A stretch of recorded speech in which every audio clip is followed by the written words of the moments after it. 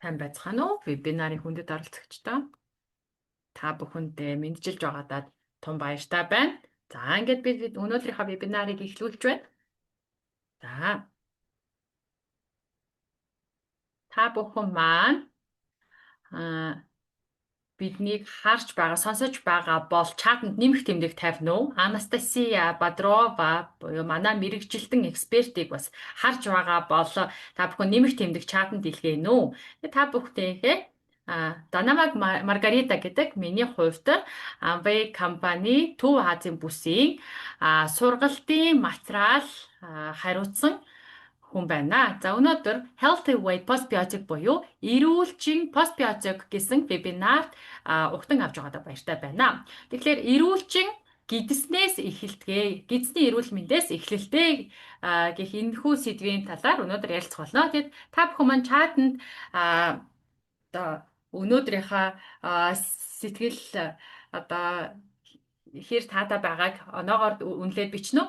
10 гэдэг нь маш өндөр оноо, маш сайхан сэтгэл халамжтай байгаа бол тэгээд 1 гэвэл сэтгэл тийм одоо сайхан сайнгүй байгаа бол 1-ийн тоо тавьж болно.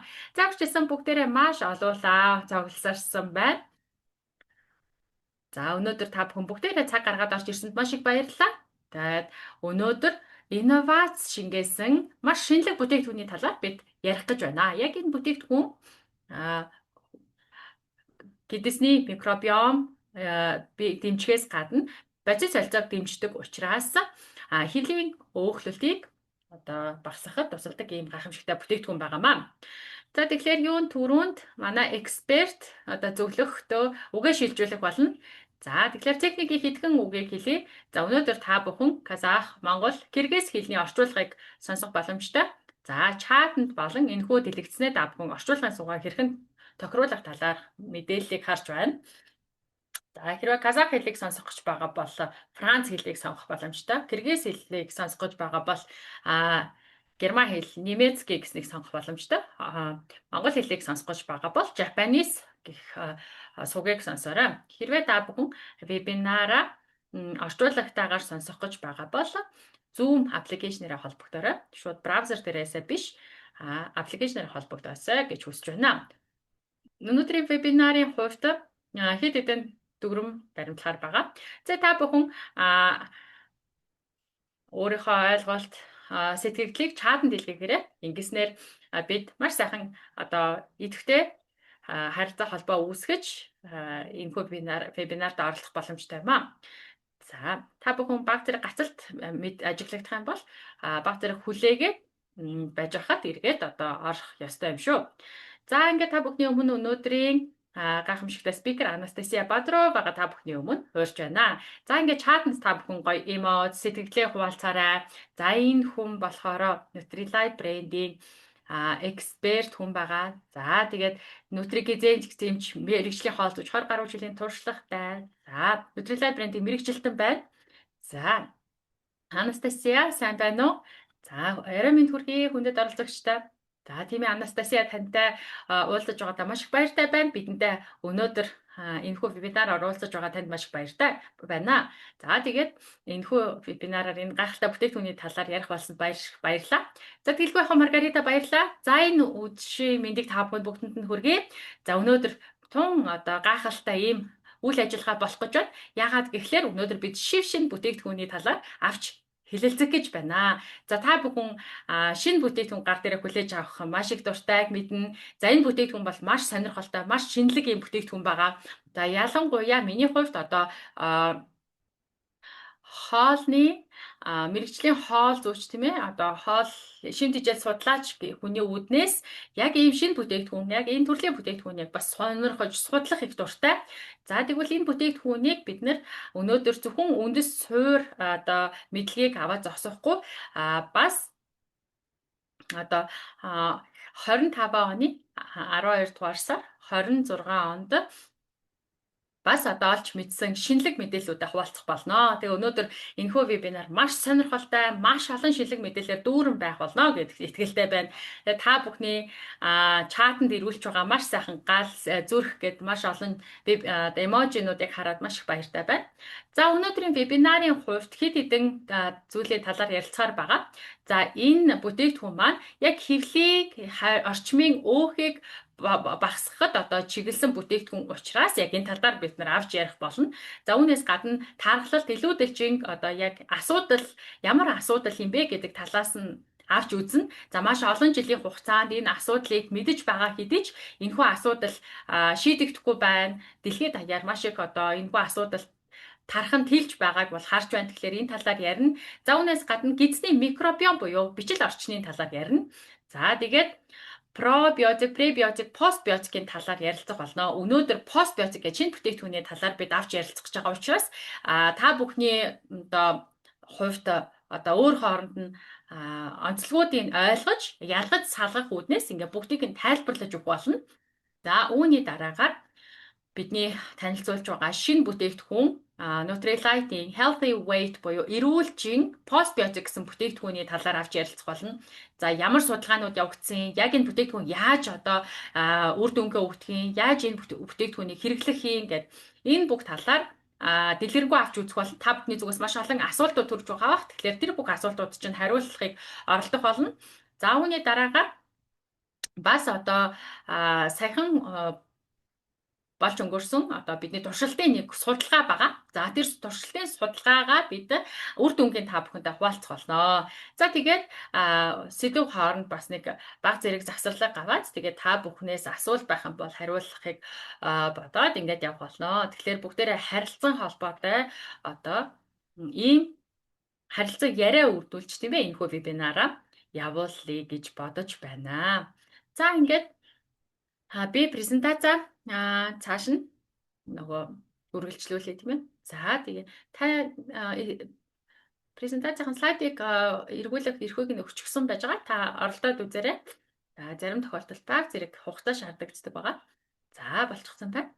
За тийм байна. Болчихсон байна. За өмнөх нэг слайд байгаа. За тийм байна. За энэ слайдаа хэдүүлээд үзчихсэн байж байгаа. За миний хувьд слайда энэчнээс солиод явах нь байна. За түн түрүүнд бүгдээрээ эхэлцгээе. За та бүхэн байна. Вебинартаа бэлэн болсон бол чатанд зүрх хийлгэнэ үү? Дийлэгтэн тохиолдод байгаа асуудал байгаа тийм ээ. За бид одоо ангаах ухааны салбарын хүмүүс яг энэ одоо асуудлыг шийдэх гэж маш их одоо оролдож байгаа. За 100 гаруй жилийн өмнөөс л одоо манай 100-ны одоо гол асуудал гэж тодорхойлчихсан байж байгаа. За тэгээд энэхүү тархалт гэх энэхүү одоо өвчлөлийг яаж одоо давж гарах уу тийм ээ яаж одоо бууруулах уу гэдэг талаар зөндөө олон судалгаа хийж маш их тэмцэж байгаа ч гэсэн энэхүү тархалт гэдэг өвчин одоо дэлхийд даяар тархаж байна. За одоо Америк, Европ мэдээж ойлгомжтой. За бүр одоо Төв Азийн бус нутаг гихчлэн манай одоо бус нутгийн улс орнуудад ч гэсэн маш ихээр тархаж байна. Тэгэхээр аль ч улсад энэхүү асуудал, энэхүү өвчлөл бол тархсан байна. Тэгэхээр энэ бол яг тархалт гэдэг нь зүгээр нэг асуудал биш, яг өвчин гэж нэрлэж явж байгаа. За энэ бол зөвхөн хүний гадаад гоо одоо зүүн тийм асуудал биш. Энэ яг өвчин гэж үзэж байгаа. За тэгэхээр Дэлхийн эрүүл мэндийн байгууллагын зүгээс тодорхойлсон энэ тодорхойлолтыг энэ авч үзье л та. За тархалт гэдэг бол маш олон шалтгаан улмаас үүсдэг. За олон удаа давтагддаг ийм архаг өвчин байгаа юм аа. Тэгэхээр та бүхэн одоо олон удаа давтагддаг гэдгийг нь бас ойлгох хэрэгтэй. За тархалтаа нэг удаа дарж аваад магадгүй илүүдэл чингээсээ салсан ч гэсэн одоо эргээд өөр шалтгааны улмаас ч юм уу үүсээд ах юм боломжтой байдаг буюу олон давталттай явагддаг юм архаг өвчин байдаг. За үүнээс гадна полиэтилок одоо өвчин гэж үздэг. Энэ болохоор олон шалтгаанаас үүсдэг юм өвчин гэж үзэж байгаа. За энэ болохоор дотоод шүүрлийн асуудлаас болж үүсдэг. Ялангуяа бамбаа, булчирхайн одоо үйл ажиллагааны алдаглаас болж үүсдэг. Гихчлэн маш олон одоо бас өөр шалтгаанууд гэвэл буруу одоо зуршилтай, буруу хооллолдог, буруу амьдралын хэв маягтай, өдөр тутамдаа дасгал хөдөлгөөн хүйдэг үгэгчлэн маш олон одоо шалтгаанаас үүсдэг ийм архаг өвчин байгаа. За тэгвэл одоо бит таргалтын улмаас өөх хоригдлогддог байх нэ. За тэгвэл өөхний ид гэд аваад үзэхлээр өөхийг бас хид хідэн төрлөөд одоо хуваадаг байх нь. За өөхний эдийг яг ингээд тус нь аваад үзэхээр боор өөх гэж байдаг. За цагаан өөх, цайвар шаргал өөх гэгчлэн ингээд өөр өөр төрлийн өөхний идүүд бид боримтлагдаж байдаг байх нэ. За тэгвэл боор өөх нь болохоор илүүтэй няраа хүүхдүүдэд хуримтлагдсан байдаг. За ялангуяа шинэхэн төрсөн няраа хүүхдүүдэд илүү хуримтлагдсан байдаг ийм өөхний төрөл байгаа. Бор өөх нь биеийн одоо химийг хадгалахад зориулагдсан ийм өөх байж байдаг. Ялангуяа няраа хүүхдэд яагаад энэ ихээр хуримтлагдсан байдаг вэ гэхээр насанд хүрсэн хүмүүсийг бодоход няраа хүүхд өөрийнхөө биеийн дулааныг хадгалахад одоо энэхүү өөхийг хуримтлуулсан байх ёстой байдаг бахан. За тэгэхээр судалгаанаас харахад бас одоо насанд хүрсэн хүмүүсийн хувьд энэхүү бор өөхөө бас яг яаж хадгалж болох вэ гэдээ аваад үзсэн чинь маш ихээр ногоо ургамал одоо хүнс хоолндоо хэрэглэхэд мөн дасгал хөдөлгөөн сайн хийхэд бор өөхөө хуримтлуулж одоо хадгалах боломжтой гэж үзсэн байна. За тэгвэл өөхний эд болохоор ингээд өөр өөр байдаг байх нь шүү дээ. Тэгвэл ялангуяа хэвлийн орчмын өөх болохоор маш өөр эдтэй ийм өөх байдаг байх нэ. Ялангуяа энэ хэвлийн өөх нь бүр одоо дотоод шүүрлийн ийм одоо асуудлаас болж хуримтлагддаг ийм өөх байдаг байх нь. Маш их цитокин, даавар, гормоноид гэд энэ асуудлаас болж хэвлийн орчимд өөх хуримтлагддаг байх нэ. Ялангуяа дааврын асуудлаас болдог байх нь. Тийм учраас хэвлийн орчмын өөхийг бид нар яг тусад нь бүр ялгаж авч үздэг. Яг ийм учраас энэ шинэхэн танилцуулж байгаа бүтээгдэхүүн маань яг хэвлийн орчмыг энэ өөхийг бууруулахад чиглэсэн ийм. За би хэвлийн орчмын өөхийг ярьж ирсэн шүү дээ. Тэгэхээр яг та бүхнийг одоо хоёр нэршлиг одоо бүр бичиж тэмдэглээд санаад аваасаа гэж хүсэж байна. Ягаад гэхээр энэ бүтээгдэхүүнээ та бүхэн цаашлаад үйлчлүүлэгч хэрэглэгчдэд санал болгохдоо яг эдгээр одоо үгсийг хэрэглэх болно. Тэгэхээр яг хэвлийн орчмын өөхийг visceral одоо өөх гэдэг. Visceral гэдэг та бүхэн тэмдэглээд аваарай. Viscerum гэдэг нь болохоор дотор өөхийг хэлж байгаа тийм ээ. Тэгэхээр дотор эрхтнүүдийг бас viscerum гэж хэлдэг. Тэгэхээр дотор өөх ихтэйд эхлэхээр дотоод одоо эрхтнүүдэд хүртэл сөрөг нөлөө үзүүлээд эхэлдэг байх нь. За бас дараагийн нэг үг нь болохоор abdominal өөх гэж байгаа. Abdominis гэдэг үгнээс гаралтай. Abdominis гэдэг үгийг орчуулад үзэх юм бол грек үгнээс гаралтай. За өөх гэсэн үг л дээ. За тэгэхээр яг л одоо дотор өөхийг хэлж байгаа. За тэгээд энэ болохоор одоо маш сөрөг үр дагавартай ийм дотор өөх байж байгаа. Тийм учраас энэ дотор өөхөө бид аль болох багасгаж бууруулахыг хичээх ёстой. За бид нар тархалтыг одоо төвшнөр нь бас ингээд ялган авч үздэг байж байгаа. За юу түрүүнд бид нар жингээр одоо тодорхойлдог хамгийн энгийн арга шүү дээ, тийм ээ. Бид нар хүмүүсийн жингийг үздэг. За тэгээд биеийн жингийн индекс гэдэг үзүүлэлт байдаг. За тэгэхээр биеийн жинг хүний өндөрт одоо хуваагаад за тэгээд индекс одоо энэхүү үзүүлэлтийг гаргаж ирдэг. За тэгээд та бүхэн биеийн жингийн индексийг бол мэдээж хэрэг гаргаад үзчихсэн байгаа бах. За тэгэхээр 20-оос 25 гэдэг индекс гарах юм бол хэвийн үзүүлэлт гэсэн үг. 25-аас 30 гэж үзэх юм бол илүүдэлчин гэж үзнэ. За ерөнхийдөө зарим хүмүүс болохоор энэ бас хэвийн одоо үзүүлэлт гэж үзнэ. Гэхдээ зарим хүмүүсийн хувьд болохоор бас энэ асуудал үүсэж байгааг илтгэх одоо үзүүлэлт байгаа. За цаашлаад 30-35 гэдэг үзүүлэлт байх юм бол тархалт явагдаж эхэлсэн гэсэн үг. Тархалтын 1-р үе гэсэн үг. Яагаад энэ 1-р үе гэж үзэж байна гэхээр бие махбодод хэдийний өөрчлөлтүүд үүсээд эхэлдэг. За магадгүй түр хугацааны байж болно л доо. Гэхдээ хэдийний өөрчлөлтүүд гараад ирдэг. Даралт ихсэж багасах. За эсвэл одоо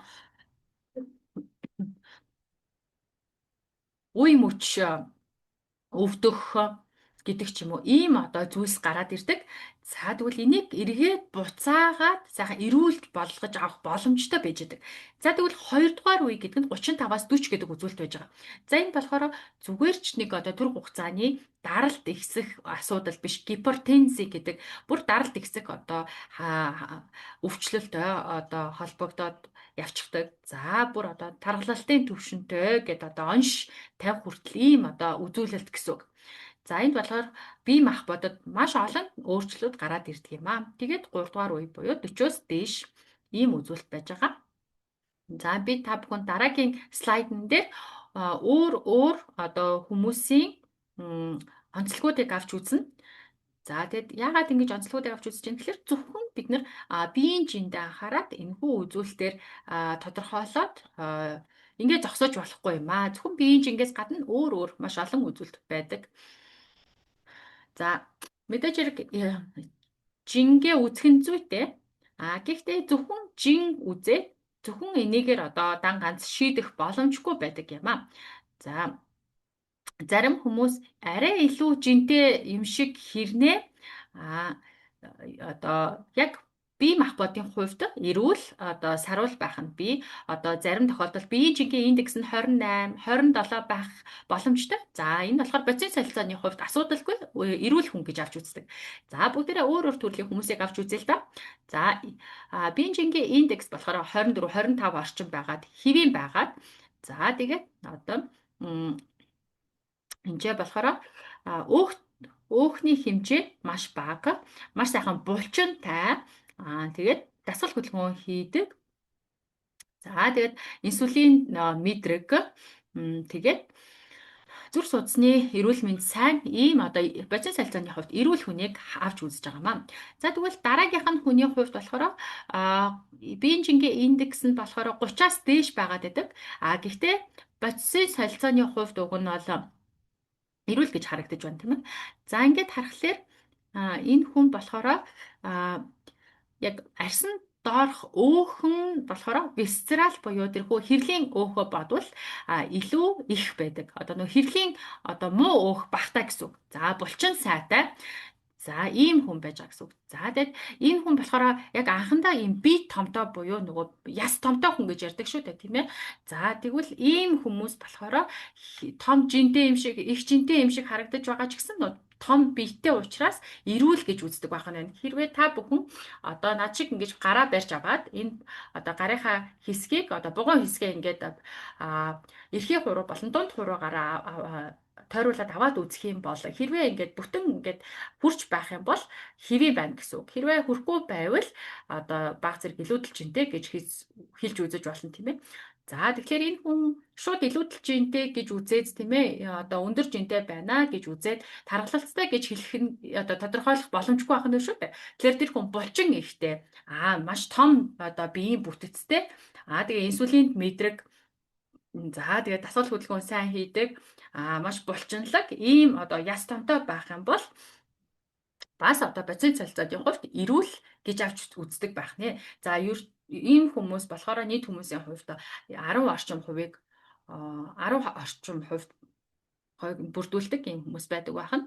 За тэгвэл дараагийн хүн болохоор илүүдэл жинтэй гэж харагдахгүй магадгүй туранхай байж болно тийм ээ.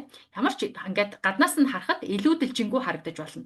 За тэгэнгүүт нөгөө хүн зөвхөн жингээ харчаар би илүүдэл жингүй, би тархалтгүй гэд ингээд эрүүл гэд одоо бодох боломжтой байтал нөгөө маш туранхай хэрнээ яг хилийн орчимд өөхтэй за яг одоо архаг өвчтэй за саркопен буюу булчингийн хадангаршилтай булчингаа одоо алдах юм асуудалтай байждаг. За тэгээд дасгал хөдөлгөөн маш бага хийдэг. За инсулинд мэдрэг одоо мэдрэг байдлаа алдчихсан. За заримдаа чихрийн шижинтэй, үрвсэл ихтэй ийм одоо хүмүүс байдаг байна. Энэ болохоор бодис солилцооны хувьд эрүүл бус хүн байдаг байна. Тэгэхээр гаднаас одоо бага жинтэй харагдаж байгаа ч гэсэн эрүүл хэвийн жинтэй харагдаж байгаа ч гэсэн яг дотоод одоо бүтцийн хувьд асуудалтай хүн байна гэсэн үг. За тэгээд сүүлийн хүн болохоор мэдээж хэрэг бүх асуудлууд ингээд одоо давхцчихсан. За илүүдэлчтэй тархалттай нөгөө хөвлийн өөх ихтэй булчин багтай ийм хүн байх нэ. За энэ хүн мэдээж хэрэг асуудлаа шийдэхэд маш сайн одоо анхаарах хэрэгтэй юм аа. За тэгвэл бидний хувьд нас яваад ирэхээр бодис солилцооны үйл ажиллагаа одоо саарч байдаг тийм ээ. За хүмүүс одоо 35 гараад ирэхээр ингээд нэг жаахан жин нэмдгээ энэ бол хэвэн гэж үзэхэд байдаг. За мэдээж хэрэг настай энэ холбоотой л доо. За ягаад гэхлээр нөгөө дотоод шүүрлийн үйл ажиллагаа маань баг зэрэг буурч эхэлдэг. За яг хөө хэвийн үзэгдэлтэй гэхдээ илүүдэлчин нэмэгдээд байна гэдэг нь хэвийн үү гэвэл одоо бас энийг яг шууд хэвийн гэж хэлэхэд хэцүү. Ягаад гэхээр шууд настай холбоотой жин одоо бас нэмэгдээд ирдэг гэж ойлгож болохгүй. За бид мэдээж хэрэг нас явахын хэрээр бие маань өөрчлөгдөж байгаа. Тэгэхээр бид одоо биендээ илүү их анхаарах хэрэгтэй гэдгийг ойлгох хэрэгтэй. За дасгал хөдөлгөөн заавал хийн, хоолндоо анхаарна. За тэгвэл яг энэ хэсэгтээ бүгдээрээ нэг жижиг дүгнэлт хий тийм ээ. За яг энэ слайдн дээр бүгдээрээ баг зэрэг завсарлага аваад та бүхнээс асуулт ирвэл асуултыг нь уншия. За тэгээ та бүхэндээ дахин нэг одоо сануулж хэлэхэд яг хэвлийн орчмын өөхийг яг нэг хэвийн өөх гэж хэрж болохгүй. За яг ямар өөх давамгаалж байна гэдэг нь маш чухал байдаг. Висцерал өөх гэдэг нь болохоор маш одоо онцгой ийм одоо өөх байж байдаг. За яг энэ хэвлийн орчмыг висцерал өөх нь болохоор дааврын өөрчлөлтөд нөлөөлж байдаг. Ароматаас үйл явц за мөн бид явагдаж байгаа үрвслийг нэмэгдүүлж байдаг учраас энэ висцерал өөхийг буюу дотор өөхийг бид нэр одоо бууруулах нь хамгийн чухал байдаг юм аа. Бүтээгдэхүүнээ хүмүүс санал болгох боломжтой юм шүү. За тийм ээ, висцерал өөх гэдгийг яаж мэдэх вэ гэсэн байна. За мэдээж хэрэг тийм ээ, шууд одоо гадна талаас нь хараад таних боломжтой бид нэр тийм ээ, хэвлийн хэсгээ ингээ харахаар одоо бэлхүүс байхгүй болоод тийм ээ, тайл хэсэг байхгүй болоод тэгээд ядгүй гэхлээр нөгөө гиз гараад ирдэг тийм ээ. За тэгэхээр та бүхэн эргэлзээд байх юм бол нөгөө бэлхүүсийнхаа хэмжээг авах боломжтой метрээр тийм ээ. За трансимметрия гэдээ бас нэг юм үзүүлэлт үздэг юм жижиг төхөөрөмж байдаг. Энийг бас үзэх боломжтой. За үүнээс гадна бас анализаторууд байдаг. За энийг бас одоо зах зээл үзсдээр санал болгож байгаа одоо энэ жижиг тоног төхөөрөмжийг аваад үзэх боломжтой. За та бүхэн энэхүү тоног төхөөрөмжтөр нэг биеийнхаа дөрвөн одоо хэсгээр барих хэрэгтэй, шүргэлцэх хэрэгтэй. Тэгээд тэр төхөөрөмж болохоор биеийн одоо дотор өөх буюу висцерал өөхний хэмжээг хувиар гаргаад ирдэг байгаа. За үүнээс гадна калипометр гэж байдаг, калипер гэж нэрлэгдэг. За энэ болохоор маш энгийн юм жижиг одоо хэрэгсэл байж байдаг. За энэ болохоор хэвлийн орчин буюу гидсний хэсгийн өөхийг ингээ зүгээр зузааны нь үздэг ийм одоо төхөөрөмж байж байдаг. За энэ болохоор бас үзэх боломжтой ийм арга байгаа. За тэгээд биопитанс симметри гэдэг ийм аргачлал байдаг. Энэ одоо та бүхэн хамгийн энгийн үзчих арга байгаа. Тэгэхээр висцерал өөх байна уугүй юу гэдгийг та бүхэн бас үзье гэж бодож байвал одоо бид одоо тэмдрээд мэдрээд үзэх боломжтой. За үүнээс гадна бид нар одоо нөгөө калипометр гэд хэлсэн мөн биопитанс симметрия гэдэг одоо жижиг хэрэгсэл байгаа. Тэрийг аваад тийм ээ хэвлийн өөхийнхөө гидсний орчмынхаа өөхийг ингээд зузааны одоо сантиметрээр хэмжих боломжтой. Бас бэлхүүсээ метрээр хэмжих боломжтой. За тэгвэл энэчнээс зөндөө асуулт ирсэн байна. Тэгэхээр магадгүй тийм ээ одоо бүгдэнд нь хариулахгүйгээр төгсгөл хэсэгт хариулах уу. За тэгээд эндээс би уншиж байгаад нэг одоо хамгийн сонирхолтой асуултыг танаас асууж болж байна л да. За хэд хэдэн асуултанд одоо хариулцгаац тэгээд төгсгөл хэсэгт бас асуултандаа хариулъя тийм ээ. За тийм ээ. Постбиотик одоо бүтээгдэхүүний талаар ерөнхийдөө асуултууд ирж байгаа харагдаж байна. Тийм учраас төгсгөл хэсэгтээ хариулах уу? За ямар ч байсан таны хэлсэнчлэн яаж өөрийнхөө хувьд одоо хэвлийн өөхийг хэмжих вэ гэж асуусан асуултууд их байна л та. Тэгвэл бэлхүүсээ хэмжихээс гадна өөр яаж болох вэ? За би ерөөхдөө сая одоо нэгээр нь нэрлэлчлээ тийм ээ. За хэд хэдэн үзүүлэлтүүд байдаг шүү дээ. Тэгэхээр сантиметрээр одоо бэлхүүсээ хэмжиж болно. Калипометр гэж байгаа. За тэгээд бибидансиметрия гэж бас тэр төхөөрөмжтөр одоо нөгөө биеийнхаа дөрвөн хэсгээр ингээд хурцчлэхээр яг одоо таны биеийн мах бодийн хувьд одоо шингэний хэмжээ хэд байгаа юм. За дотор өөх, висцерал өөх хэмжээнд байгаа гэдгийг нь бүр одоо хувьчлаад гаргаад өгчих ийм одоо төхөөрөмж байгаа шүү. За хэрвээ та бүхэн энэ бүтээгдэхүүнийг хэрэглэж эхлэх гэж байгаа бол нөгөө эхлээд биобиданс симметрия гэдэг энэ одоо төхөөрөмжтөр гарч зогсоод одоо хэмжилтээ хийж боломжтой. Тэгээд хэрэглэх явцад бас энэ яаж өөрчлөгдөж байна гэдгийг харах боломжтой. Гэхдээ биобиданс симметрия гэдэг нь нөгөө брэндээс хамаарат юм уу төхөөрөмжүүд ингээд арай өөр хэмжээд үзүүлэлтүүдийг өөр харуулад авах боломжтой байдаг. Тийм болохоор яг одоо та өөрчлөлт яаж явагдаж байгааг харахыг хүсвэл яг нэг аппаратын дээрээ л эхнээсээ дуустал одоо үзэх хэрэгтэй шүү. Өөр газар үзээд байвал магадгүй өөр үзүүлэлт гараад ах боломжтой шүү. Биобиданс симметри гэдэг талаараа та нэг жоохон танилцуулаад өгөөч. За Танита гэдэг одоо төхөөрөмж байдаг шүү дээ, тийм ээ. Танита гэдэг аппарат байгаа. Танита болохоор янз бүр бас байдаг тийм ээ. Одоо илүү энгийн хит хитгэн үзүүлдэг. За сүүлийн үеийн маш олон одоо үзүүлдэг ийм аппарат байж байгаа. За сүүлийн үеийнх нь болохоор нэлээд дунд ажгүй ийм одоо үзүүлчихдэг төхөөрөмж байгаа. За Танита болохоор зөвхөн хөлөөрөө одоо үздэг тийм ээ. За тэгвэл бас нөгөө зарим эмнэлэгт байдаг нөгөө гараараа бас бариад хөлөөрөө зогсоод ингээд үздэг дөрвөн хэсгээрээ барьдаг ийм аппарат байдаг шүү дээ тийм ээ. За тэгэхээр энэ нь илүү их одоо наривчлалтай үзүүлэлт гарах боломжтой байдаг. За тэгээд энэ чинь болохоор ийм жижиг цахилгаан бичил гүйдэл ингээд таны биеэр яваад маш аюулгүйгээр таны одоо биеийн бүх үзүүлэлтүүдийг харж байгаа гэсэн үг. Тэгэхээр нөгөө биеийн аль хэсгийг үзэж байгаагаас шалтгаалаад нөгөө өөр биеийн эдээр дамжуулж үзэж байгаа учраас арай өөрөөр үзүүлэлт гарах боломжтой. Тэгэхээр биобиданс симметрия гэдэг энэ төхөөрөмж бол уг нь бол одоо ойлгомжтой харуулдаг. За тэгэхээр Biodex гэдэг бас нэг аппарат байдаг. За энэ болохоор эдийн одоо чанараас үл хамааран маш сайн одоо наривчлалтай үзүүлэлтийг харуулдаг ийм одоо төхөөрөмж байдаг. За бидний хувьд бол Biobidanz Symmetria гэдэг энэ хүү аргачлалыг зөвлөхөр байна. Back to. За бас асууж байна. Зүгээр бүслэхийгээ ингээд хэмжижүүл болох уу гэдэг чинь болгон шүү дээ. Би бас өмнө нь бас хэлж явах та болно гэлсэнтэй. Тэгэхээр зүгээр одоо бэлсхийгээ туузан метрээр одоо шалгаад болж байгаа. За одоо үргэлжлүүлээд ярэ. За бид нар ч одоо гидсээр дамжуулаад микробиом нь илүүдэлжинтэй холбоотой юу гэвэл холбоотой. За энэ нь мэдэгдээд бүр аль хэдийн дор хаяж 15 жил болсон байгаа энэ мэдэгдээд. За гидсний микробиомоор дамжуулаад илүүдэлжинд нөлөөлөх юм олон аргалагууд байдаг. За ер нь бол бид нар бодож эхэлсэн л дээ. Яаж одоо гидсний микробиомоор дамжуулаад жингээ яаж хэвэн болох вэ гэд. Ер нь бол үүнтэй холбоотой олон судалгаа байдаг.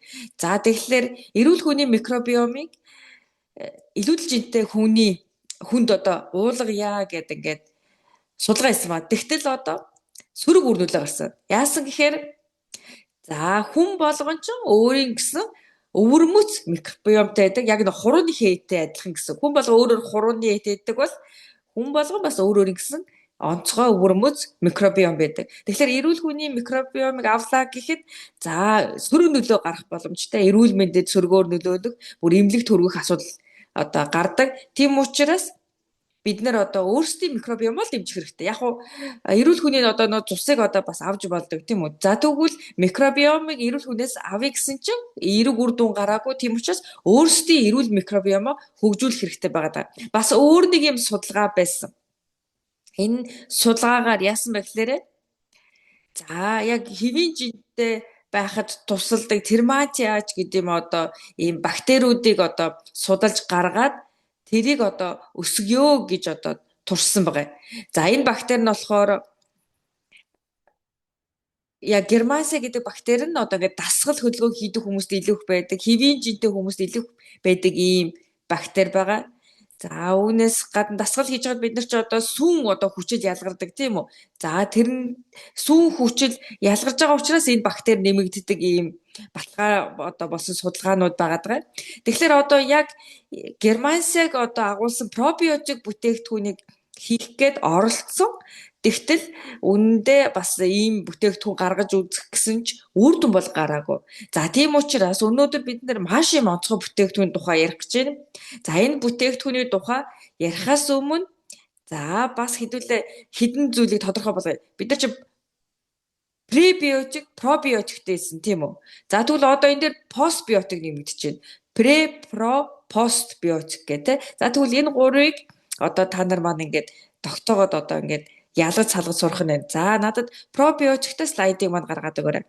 За пробиотик. За энэ юу вэ гэдгийг яаж тогтоох вэ? За пробиотик гэж ярихаар за та нар маань шууд одоо ингээд бодоорой. За про гэж хэлэхээр ингээд амаараа ингээд о гэд ингээд тойрог зурж байгаа. За тэгэхээр пробиотик гэхлээр за кок гэдэг ингээд кок гэхлээр ингээд нэг юм аймаг ингээд бичил биетүүдийг хилээд байгаа юм. За тэгээд тэд нар ингээд бөөрөнхий хэлбэртэй байдаг хвчлэн. Тэгэхээр про гэдэг ингээд о үсгээр ингээд амаа ингээд о үсэг хийж байгаа шүү дээ тий. Тэгэхээр за ингээд нэг бөөрөнхий юм төсөөлөөд за пробиотик гэхлээр бөөрөнхий нөгөө жижиг бичил биетүүд юм байна гэд ойлгочих нь. За олон төрлийн бичил биетүүд байгаа. Зөвхөн бактери гэлтгүү. За тэд нар маань хоорондоо ингээд тэр бактериуд тэр одоо бичил биетнүүд хоорондоо харилцдаг. За нэм тусгай молекулуудаар дамжуулаад салсаар дамжуулаад ингээд мэдээлэл одоо нааш чаас дамжуулж байх нь. Үүнээс гадна энэ бактериуд маань гидсэнд байхдаа ажил хийж яадаг. За тухайлах юм бол лакта болон бифидобактериуд гэж байдаг те.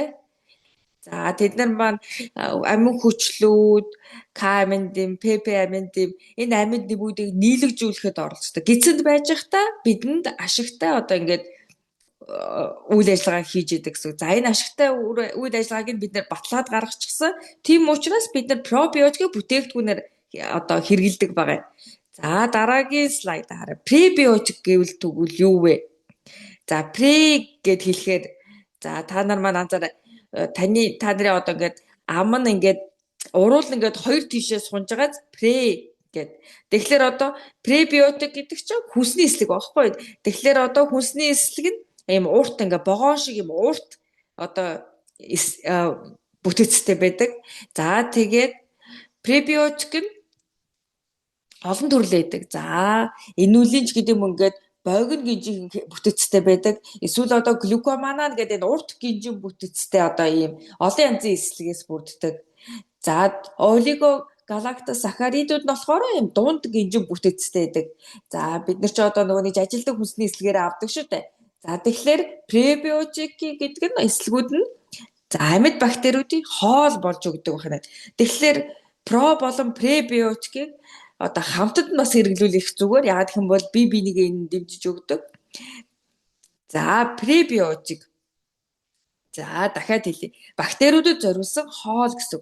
За энүүлийн одоо богино хэлхээтэй те. За маш хурд одоо бактерийг одоо тижээж өгдөг. За урт нь болохоор глюкомана тий. За пребиотик идэвх нь багч гисэн өөр олон ашигтай одоо нөлөөтэй холестерины тэнцвэрийг одоо барьдаг.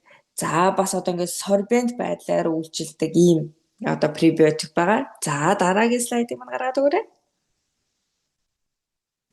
За харин одоо тэгвэл за слайд тийм аа за тэгэхээр одоо шинэ нэр орж ирж байна.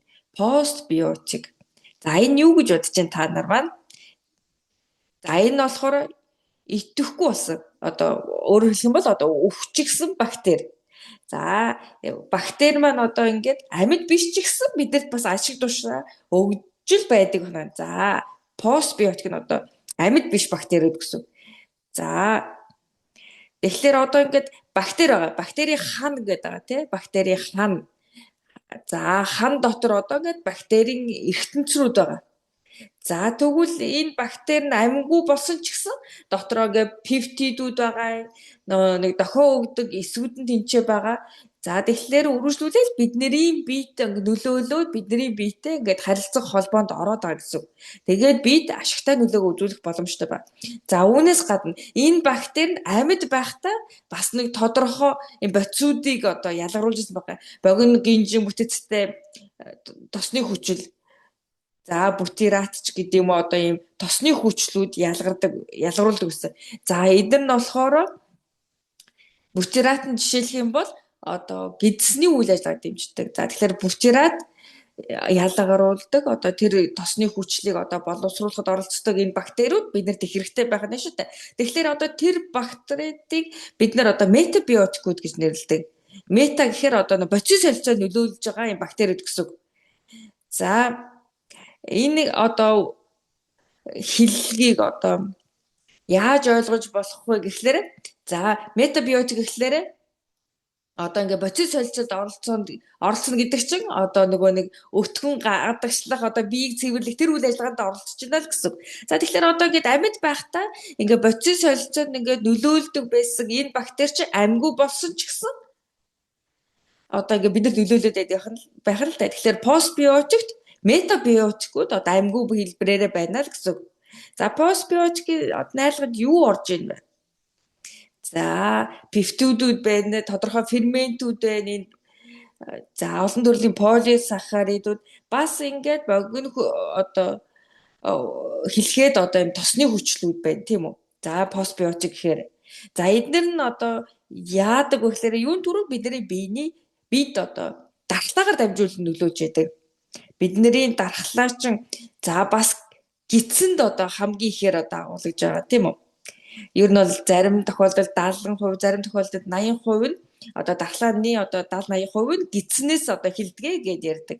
Үүнээс гадна гидсний үйл ажиллагаа, гидсний эсвүүдэд нөлөөлж идэг постбиотик маань. За дараагийн слайдыг тавиад өгөөрэй.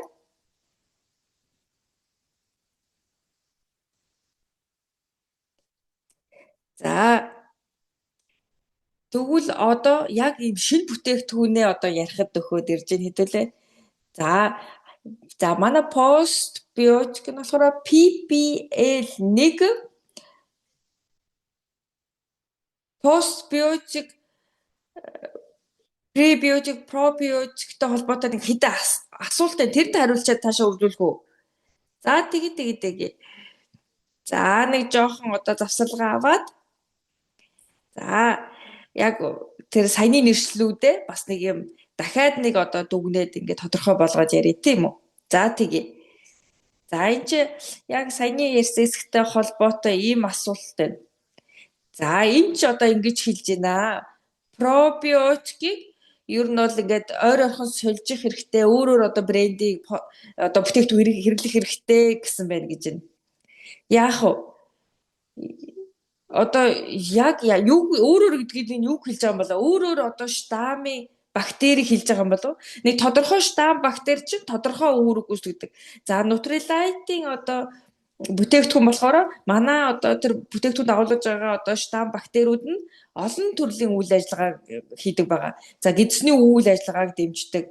Ер нь бол одоо яг пробиотик бүтээгдэхүүний хувьд за тэр пробиотик бүтээгдэхүүнд орж байгаа тэр бактериуд нь яг юм шалгагдсан, өөр нөлөөр шалгагдсан бактериуд байна уугүй юу л гэдэг нь чухал байгаа.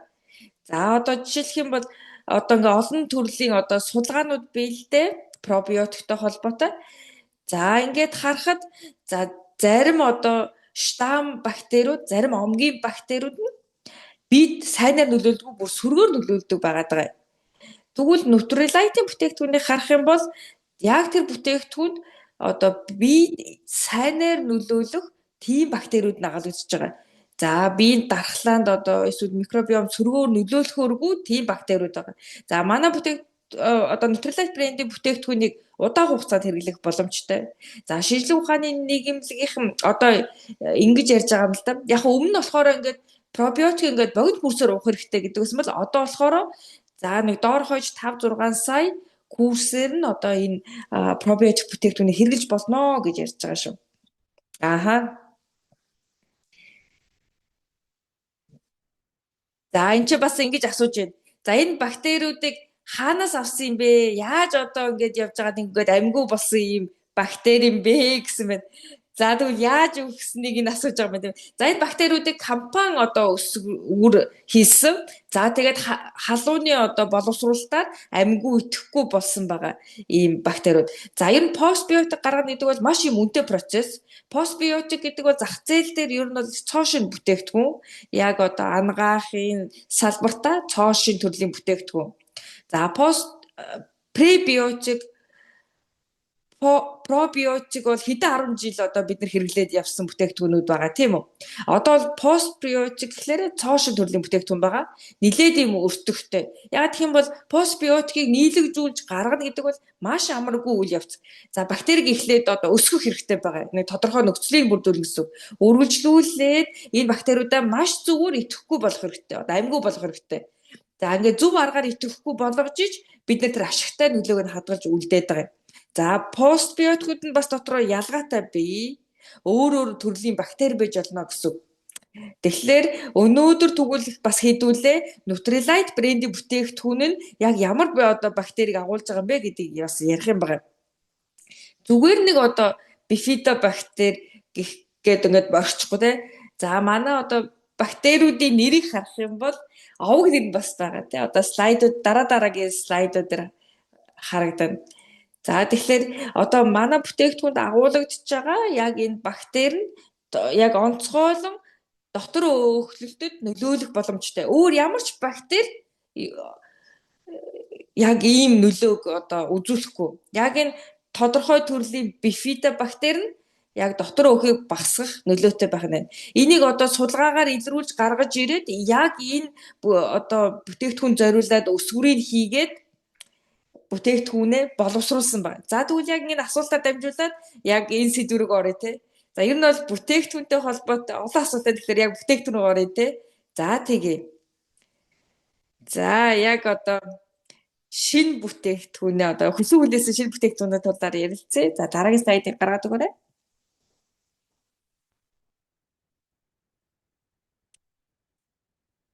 За дараагийн слайд нь бүтээгдэхүүн юм гаргаад өгөр. За та нар маань хараарай. Бүтээгдэхүүн маань за яг ингэж харагдаж байна. За healthy weight probiotic эрүүлжин постбиотик. За энэ бүтээгдэхүүний яг гол одоо зориулт нь болохоор хэвлийн одоо дотор өөхлөлтийг багасгах микробиомоор дамжуулж ийм нөлөө бий болгож байгаа шүү. За тэгэхээр би бас юунд түрүүнд бас одоо та нартаа хэлэхэд за энэ бүтээгдэхүүнийг гэдэсний эрүүл микробиом хөтөлбөртөө оруулж болох уу гэдээ асуудаг. За ер нь бол болно. Гэхдээ энэ бүтээгдэхүүний гол зорилго нь яг висцерал өөхийг л багасгах зорилготой шүү. Яг өөхийг багасгаж байгаа. Тэгэхээр одоо жин хасахад зориулж хэрэглэнэ гэсэн. За тэгвэл ямар бактери юм бэ гэдгийг одоо энэ слайдаас харж байна. За Bifidobacterium animalis suspis lactis. За CECT 8145 гэдэг ийм урт нэртэй бактери байгаа юм. За яг энэ бактери нь яг ийм нөлөө үзүүлэх нь. За зүгээр лактобактери шүү дээ. Bifidobacterium lactis гэдэг ийм бактери. Овог нэрийг нь бас ингээд урт нэрийг нь бас хараарай. Яг энэ төрлийн бактери нь одоо дотор өөхийг багасгадаг ийм нөлөөтэй баг шүү. За үргэлжлүүлээд одоо хэдүүлээ капсулыг харъя. Нийл ягаан өнгөтэй байна. Ийм гоё өнгөтэй те. За нийл ягаан өнгөний одоо энийг хараад бас яг ямар бактери байгааг нь бас харж яг ямар орцсон орж байгааг нь бас одоо ингээд харж эргээ санаж болно. За одоо яг бактериудаас маань гадна яг энэ дотор өөхийг багасгах нөлөөг дэмжих нэмэлт орцууд байгаа. За нийл ягаан өнгөтэй капсул байгаа гэд хэлсэн тийм үү. Тэгвэл нийл ягаан өнгөтэй луван гэж ашигласан байгаа. За бас шаргал киви ч орсон байгаа. B-амин юм уу да. За үргэлжлүүлээд одоо орцуудаа ингээд тус бүрд нь бас дэлгэрэнгүй харъя. За нийл ягаан өнгөтэй луван энэ бүтээгдэхүүнд орсон гэж хэлсэн тийм үү. За та яг одоо луван ярьж байна те. Аа одоо тэгэхээр луунтай слайдыг гаргах уу? Тэ. За тэгээ. За ер нь бол нийл ягаан өнгө гээд ингээд харахаар ингээд капсул нь өөрөө нийл ягаан өнгөтэй. Бүтээгдэхүүний саван дээр бас ингээд нийл ягаан өнгө харагдаж байгаа. За тэгвэл энэ нийл ягаан өнгө хаанаас гарч байгаа юм бэ гэхээр нийл ягаан өнгийн лувгаас гарч байгаа. За Nutrilite гэрчилгээтэй ферм дээр ургуулсан байна. За яагаад энэ лув онцгой байна гэхээр энэ чи антицианин агуулгаддаг. Яг юм тусгай антиоксидант нэгдэл байгаа. Тэгвэл Nutrilite брэнд нь бусад одоо брэндүүдээс одоо яг ямар ялгаатай вэ гэдгийг одоо энэ чинь бас онцлох хэрэгтэй. Манай ер нь одоо ингээ манай брендийн бүтээгдэхүүнүүдийг харах юм бол бүтээгдэхүүн болгонд одоо фито шим хижээл агуулгаддаг. Ургамлын шим гэсэн үг. За ургамлын шим чинь аминд мэрдэс боцоор дутгааргүй гахалтай үр нөлөөг үзүүлдэг. За үүнээс гадна энэ бодисуудыг гаргаж авах нь амаргүй байдаг. За тэгвэл яг энэ шинэ бүтээгдэхүүнд яг нийлэл ягаан өнгөтэй антиоксидант байна. Үүнээс гадна гидсний одоо бактериудыг дэмжих эслэгүүд одоо энэ луванд агуулгадж байгаа. За үүнээс гадна шар киви одоо агуулгадж байгаа. Энэ их онцгой юм пектин буюу одоо эслэг агуулдаг ийм жимс байна. За энэ пектин болохоор гидсний эрүүл микробиомыг дэмждэг. За ер нь бол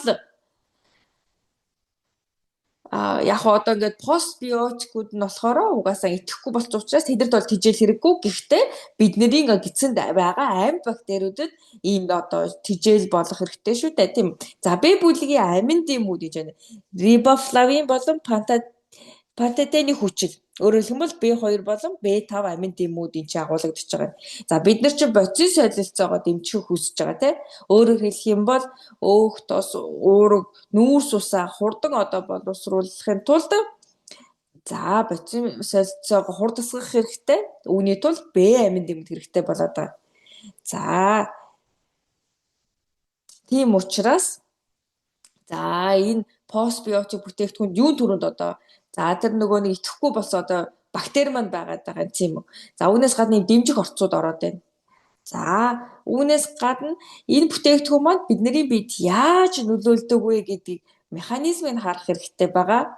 За хүмүүс ер нь бол асууж байна. Яг юунд нөлөөлөд энэ дотор өөхийг багасгаад байгаа юм бэ гэд хүмүүс асуудаг. За тэгэхээр ер нь бол бүтээгдэхүүний одоо яг яаж нөлөөлөд байгаа механизмыг бол тодорхой гаргаад ирчихсэн. Энэ талаар бас одоо үргэлжлүүлээд судалгаа хийх баг. За бид нэр одоо өсөлтийн одоо дааварт нөлөөлж байгаа. За бас дахиад одоо нэг юм механизм биед нөлөөлдөг механизм байгаа. Тэрийг судалж байгаа учраас одоохондоо хэлэх боломжгүй байна. За энэ бүтээгдэхүүн бол цоо шин төрлийн. Тэгтээ бас бид огт одоо аюулгүй юм бүтээгдэхүүн байгаа шүү. За аюулгүй гэдэг онцлог хэлж байгаа. Үнэхээр юм аюулгүй бүтээгдэхүүн байгаа. Ер нь бол постбиотикуудыг пробиотикоос ч илүү аюулгүй гэж үзээд байгаа. За амьд бактери пробиотик гэхээр амьд бактери байгаа тийм үү? Амьд бактери бид орж ирээд одоо байгаа одоо микробиомтой ингээд дасан зохицох хэрэгтэй болоод байгаа шүү дээ тий. Тэгэхээр одоо бид яаж нөлөөлөх нь вэ гэдг нь бас одоо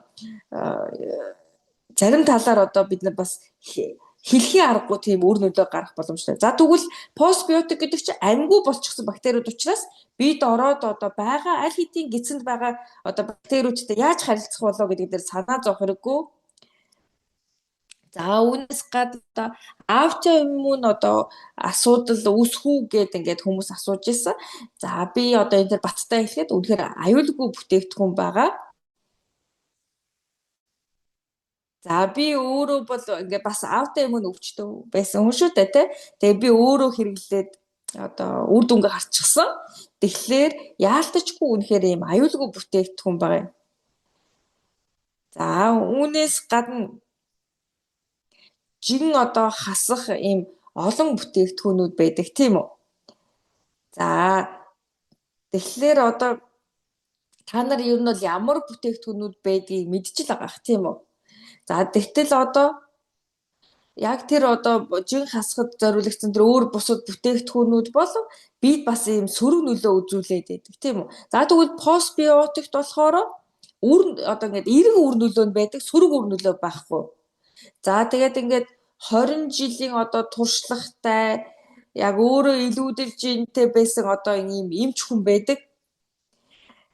За би та нар мэдчихэж байгаа тийм үү? Би одоо 20 наснда ингээд 100 гаруй одоо 120 гаруй одоо килограмм жинтэй болчихсон байсан. Тэгээд одоо би энэ одоо жингээ хасаж чадсан. За өөрөө энэ салбарт 20 гаруй жил ажилласан байгаа шүү дээ. Тэгэхээр одоо өөр дээрээ би бас ингээд бүх одоо ингээд арга чаргуудыг ингээд туршаад үзчихсэн гэж хэлж болно. За тэгээд яг анх энэ бүтээгдэхүүнийг танилцуулахад эхэндээ бол ингээд нэг жоохон үл итгэх, эргэлзэх байдал төрж исэн. За яаж энэ амьгүй бактери чинь боцис солилцоонд нөлөөлөх юм болоо гэд одоо ингээд бид нар бас эн чинь плацебо одоо нөлөө юм болов уу гэд бас ингээд гайхаж исэн. Яг уу ингээд мэдээж хэрэг одоо шинэ бүтээгдэхүүнийг одоо хэрглэж үзээгүй байгаа учраас эргэлзээ төхөнд гарцаагүй. Тэгээ би одоо хэрглэж эхэлсэн байгаа бүтээгдэхүүнийг. За тэгээ би бас удахгүй үндсэн одоо нөгөө нэг үр дүнгуудээ бас танилцуулна. За тэгээд би бүтээгдэхүүнийг одоо ингээ хэрэглээд эхлэхэд яг би бол нэг одоо өндөр хүлээлттэй байгаагүй. Би угаасаа л ингээл эрүүл хооллолт юм болохоор за ингээд амьдралдаа бол одоо нэг их өөрчлөлт гаргаагүй. Тэгтэл одоо яалтчгүй үр дүн гарч эхэлсэн. За тэгээд ингээд 10 хоноод үр дүн гараад эхлэнгүүт би бас компани санал тавьсан байгаа. Ингээд туршилтаар одоо судалгаа хийя гэд. За тэгээд компаниас намайг бас дэмжсэн. За одоо энэ чи одоо бүгдээрээ нэг төр пауз авъя. За яагаад гэх юм бол энэ шинэ бүтээгдэхүүнийг одоо танилцуулчлаа. Та нарт бас асуултууд олон байгаа бах. Тэгэхээр төр одоо завсарлага авж байгаад асуултуудад хариулъя те. За тийм маш олон асуулт орж ирсэн байна. За би одоо бас ингээд багцлаад асуучих. За пост одоо биотикийг ямар тохиолдолд уухгүй байх ёстой вэ гэд асууж байна. За энэ чинь ер нь бол маш ингээд одоо ийм одоо өвчтөе үед одоо ууж болохгүй гэж хэлхий аргагүй. Яг нь ерөнхийд нь хайруулах хэрэгтэй болж байна. За ер нь бол ийм үрвслийн үед одоо хурц үедээ явж байгаа өвчнөд бол эмчтэйгээ ярилцж агаад яг тэр асуудлаа эхлээд шийдэх ёстой байна. За тэгтэл одоо яг илүүдэл жингээ хасяа л гэдэг юм зорилготой байх юм бол за илүүдэл жингээ хасъя гэж байгаа хүмүүс маань хэрэгжилж болно. За тэгээд одоо 18 наснаас доош хөхүүл болон жирэмсэн эмэгтэйчүүдийг уугаарай гэж зөвлөхгүй бид нэр. За бусад тохиолдолд бол ууж болно. Зайлгалаа. За энэ бүтээгдэхүүнийг хэр удаа хэрэгжилж болох вэ гэж асуусан байна. За ер нь бол аль биесны зөвлөгөө гэх юм бол 1-2 сар гэж байгаа юм. За яг уу би юуг зөвлөх вэ гэхлээрэ за ингээд 1-2 сарын хугацаанд одоо доктор өөх одоо висцерал өөх ингээд хангалттай хэмжээнд одоо ингээд хүссэн одоо хэмжээнд багасаагүй бол үргэлжлүүлээд хэрэгжилж болно. Яг уу ингээд нэг илүүдэл одоо өөх илүүдэл жим багтай хүмүүсийн хувьд бол одоо яг 1-2 сар хангалттай байж болно. Тэгэхээр одоо илүү их одоо доктор өөхтэй илүүдэл жинтэй нилээд их илүүдэл жинтэй хүмүүс байх юм бол за илүү удаан хугацаагаар хэрэгжилж болно. Ер нь бол яг одоо тэдэн сар хэрэглээл болоо гэдэг ийм хязгаарлалт байхгүй. Шаардлагатай хугацаагаараа л уугаарай. Постбиотик баг дасгал хийхгүй тохиолдолд үйлчлэх үү? За энэ асуултыг за төр орчихъя гэж бодож байна. Ягаад гэх юм бол одоо судалгаануудыг танилцуулна. Тэгэхээр дараагийн блокийг ярьсны дараа энэ асуултад хариулъя дэх үү? За тэгээ. Антибиотиктай хамт хэрэгжилж болох уу гэж байна. Ер нь бол бусад эм бэлтгэлүүдтэй яаж хамт хэрэглэх вэ гэж асуусан байна. За эмтэй хавсаргах тохиолдолд ер нь бол нэг онцгой зөвлөгөө бол энэтэй холбоотой өгөх боломжгүй. Яг уу та ямар нэгэн одоо өвчнийг эмчилж байгаа яг ийм үе байгаа бол та мэрэгжлийн эмчтэй харилцаарай. Эмчээс зөвлөгөө аваарай. Ер нь бол илүүдэл жинтэй нэг эрүүл хүн маань постбиотикийг уунаа гэж байгаа. Нутрилайтын бүтээгдэхүүнүүд гэд ярих юм бол ер нь бол нутрилайтын бүтээгдэхүүнүүд хоорондоо ингээд сайхан зохицож өгдөг. Постбиотикийг пребиотиктэй хамт ууж болно, пробиотиктэй хамт ууж болно. Гэхдээ яг хоо пробиотиктэй хамт уух нь ямар зорилготой байл гэдэг бодох хэрэгтэй. За про болон пребиотикийг хамтдаг нь уудаг нь за нэг эзний эрүүл микробиомыг дэмжих зорилготой, дархлааг дэмжих зорилготой байдаг тийм үү. За тэгвэл постбиотик маань болохоор гол нь ямар зорилготой вэ гэхээр за яг хэвлийн орчмын өөхийг л багасгах гэдэг. Тэгэхээр нэг тодорхой зорилготой бүтээгдэхүүн учраас тэрнийхээ одоо зорилгоор л хэрэглэнэ. Одоо яг ингээд хэвлийгээр илүүдл өөхтэй бол тэрийг басах зорилгоор л ууна гэсэн үг шүү. Аха. За. За би сонсогч байна уу те? Аха, сонсогч байна. Back to you. За тэгээд дахиад нэг асуулт асуугаад тэгээд бүгдээрээ хэрхэн хэрэглэх заавраа сонсъё. Тэгээд одоо энэ хүү судалгааны үр дүнтэй танилцъя гэх үү. За. Харшлын үед энэ хүү постбиотик хэрэглэж болох уу гэсэн байна. За мэдээч хэрэг яг хувь хүний онцгой тэр одоо харшлын тийм ээ хариу одоо үйлдэл хариу урваллын талаар бас нийтд нь ингээд шууд хэлчих боломжгүй. Тэгэхээр яг та одоо жишээлбэл киви жимсэнд харшилтай бол яг одоо энэ хүү шаргал кивитэй алтан шаргал кивинд хашилтай юу гэдгээ энэ хүү бүтээгдэхүүнийг хэрэглэж үзээд мэдэх боломжтой. Нэгээс 3 хоногийн дотор хэрэглээд айхтар одоо янз бүрийн харшлын хариу одоо урвал үзүүлэхгүй бол хэвээ хэрэглэж болно гэж бодох нь байна тийм ээ. За ерөнхийдөө энд орсон бүтээгдэхүүнүүд нь харьцангуй тийм ээ одоо аюулгүй харшил одоо төрүүлэгч бодис багтай учраас маш одоо тайван одоо сайхан хэрэглэх боломжтой гэсэн үг. За энийг бас өндөгтэй харьцуулж болно шүү дээ тийм ээ. За магадгүй уураг өөх тостой одоо өндгийг түүхий байхад нь ингээд аваад үзэх юм бол уураг өөх тостой нүүрс устай байгаа шүү дээ тийм ээ. Тэгээ болгоод хэрэглэчихсэн яг эдгээр одоо уураг нүүрсөөс өөх тосыг одоо хадгалагчл байдаг тийм ээ. Яг энтэй адилхан постбиотик болохоор постбиотик болгочихсны дараа ч гэсэн нөгөө одоо хэрэгтэй шимт хичээллүүдэд хадгалж байдаг гэсэн үр дүнтэй одоо тэр бодисууд нийтлүүдэд хадгалж байдаг гэсэн үг. Тийм учраас хэвлийн өөх орчмыг одоо бууруулахад маш сайн үр нөлөөтэй гэсэн үг. За тэгээ бүгдээрээ тэгвэл судалгааны хэсэг рүү орцгоё. За судалгааныхаа хэсэгт оръё. За та бүхэнд хэлсэнчлэн за би эхлээд өөрөө хэрэглэж үзсэн. Миний хувьд 10 хоногийн хугацаанд хэрэгэлсэн. Би яагаад түр зогсоосон гэхлээр миний хувьд шүдэ эмчлүүлэх шаардлагатай болсон. За тэгээ дараа нь антибиотик уух хэрэгтэй болсон учраас хэсэг хугацаанд болох шаардлагатай болсон. Тэгээд 10 хоногийн дотор хэрэглэхэд 2 кг хасаад 2 см бэлхүүсээсээ хассан. Тэгэхээр нэг айхтар одоо урт хугацаанд хэрэглээгүй ийм сайхан үр дүнд хүрсэн. За хоёрдугаар би хоол хүнсээ тэгж айхтар одоо өөрчлөөгүй, тэгж огцон өөрчлөөгүй, би айхтар өлсөөгүй тийм ээ одоо тэгж одоо хоолоо хасаагүй. Өөрөөр хэлбэл хоол хүнсээ хэрэглэдгээрээ ер нь хэрэглэж байсан. Гол нь юу өөрчилсөн гэхлээр би 7 хоногт 3 удаа дасгал хөдөлгөөн хийдэг байснаа 7 хоногийн одоо өдөр бүр дасгал хөдөлгөөн хийдэг болж дасгал хөдөлгөөний нэмэгдүүлж ирсэн гэсэн үг. За тэгэхээр яг энэ бүтээгдэхүүн бас дасгал хөдөлгөөн хийгээд одоо сайхан хоол хүнсээ зохицуулчихад маш сайхан үр нөлөөг үзүүлдэг юм байна гэдгийг өөр төрөө мэдэрсэн гэсэн үг. За тэгэхээр би юу гэж одоо бодсон гэхлээр за тэгвэл би зөвхөн өөрөө энэ хэдхэн хоногийн хугацаанд хэрэглээд ийм үр дүн гарч байгаа юм чинь хэдэн оролцуулсан одоо судалгаа хийгээд үзье гэдэг ийм санаа төрсөн. За тийм учраас одоо сайн дураараа энэхүү судалгаанд хамрагдах хүмүүсээ бид нэр сонгож авсан. За ингээд постбиотикийг бид нар тэр хүмүүст өгөөд сарын хугацаанд ямар өөрчлөлт гарч байгааг нь харсан. За юун түрүүнд та бүхнийг анхаараасаа гэж хүсэж байна. Ганцхан сарын хугацаанд хэрэгэлсэн байгаа. За тэгээд яг энэ судалгаа хийсэн хугацаанд өөр 12 дугаар сарын 18-наас 1-р сарын 17 хүртэл явагдсан буюу яг нөгөө их одоо эддэг баярын үеэр явагдсан гэсэн үг тийм ээ. Яг сайхан одоо өглөө өдөр оройгүй ингэж баяр тэмдэглэж бас их эддэг тийм ээ. Ийм ачаалттай үед явагдсан гэсэн үг шүү. Тийм учраас бид нэр айхтар супер үр дүн бол бас хүлээгээгүй байсан. Гэхдээ маш сайхан үр дүнгууд гарсан. Тийм учраас та бүхэндээ хуваалцмаар байна. Миний хувьд би wellness coach-ийг бас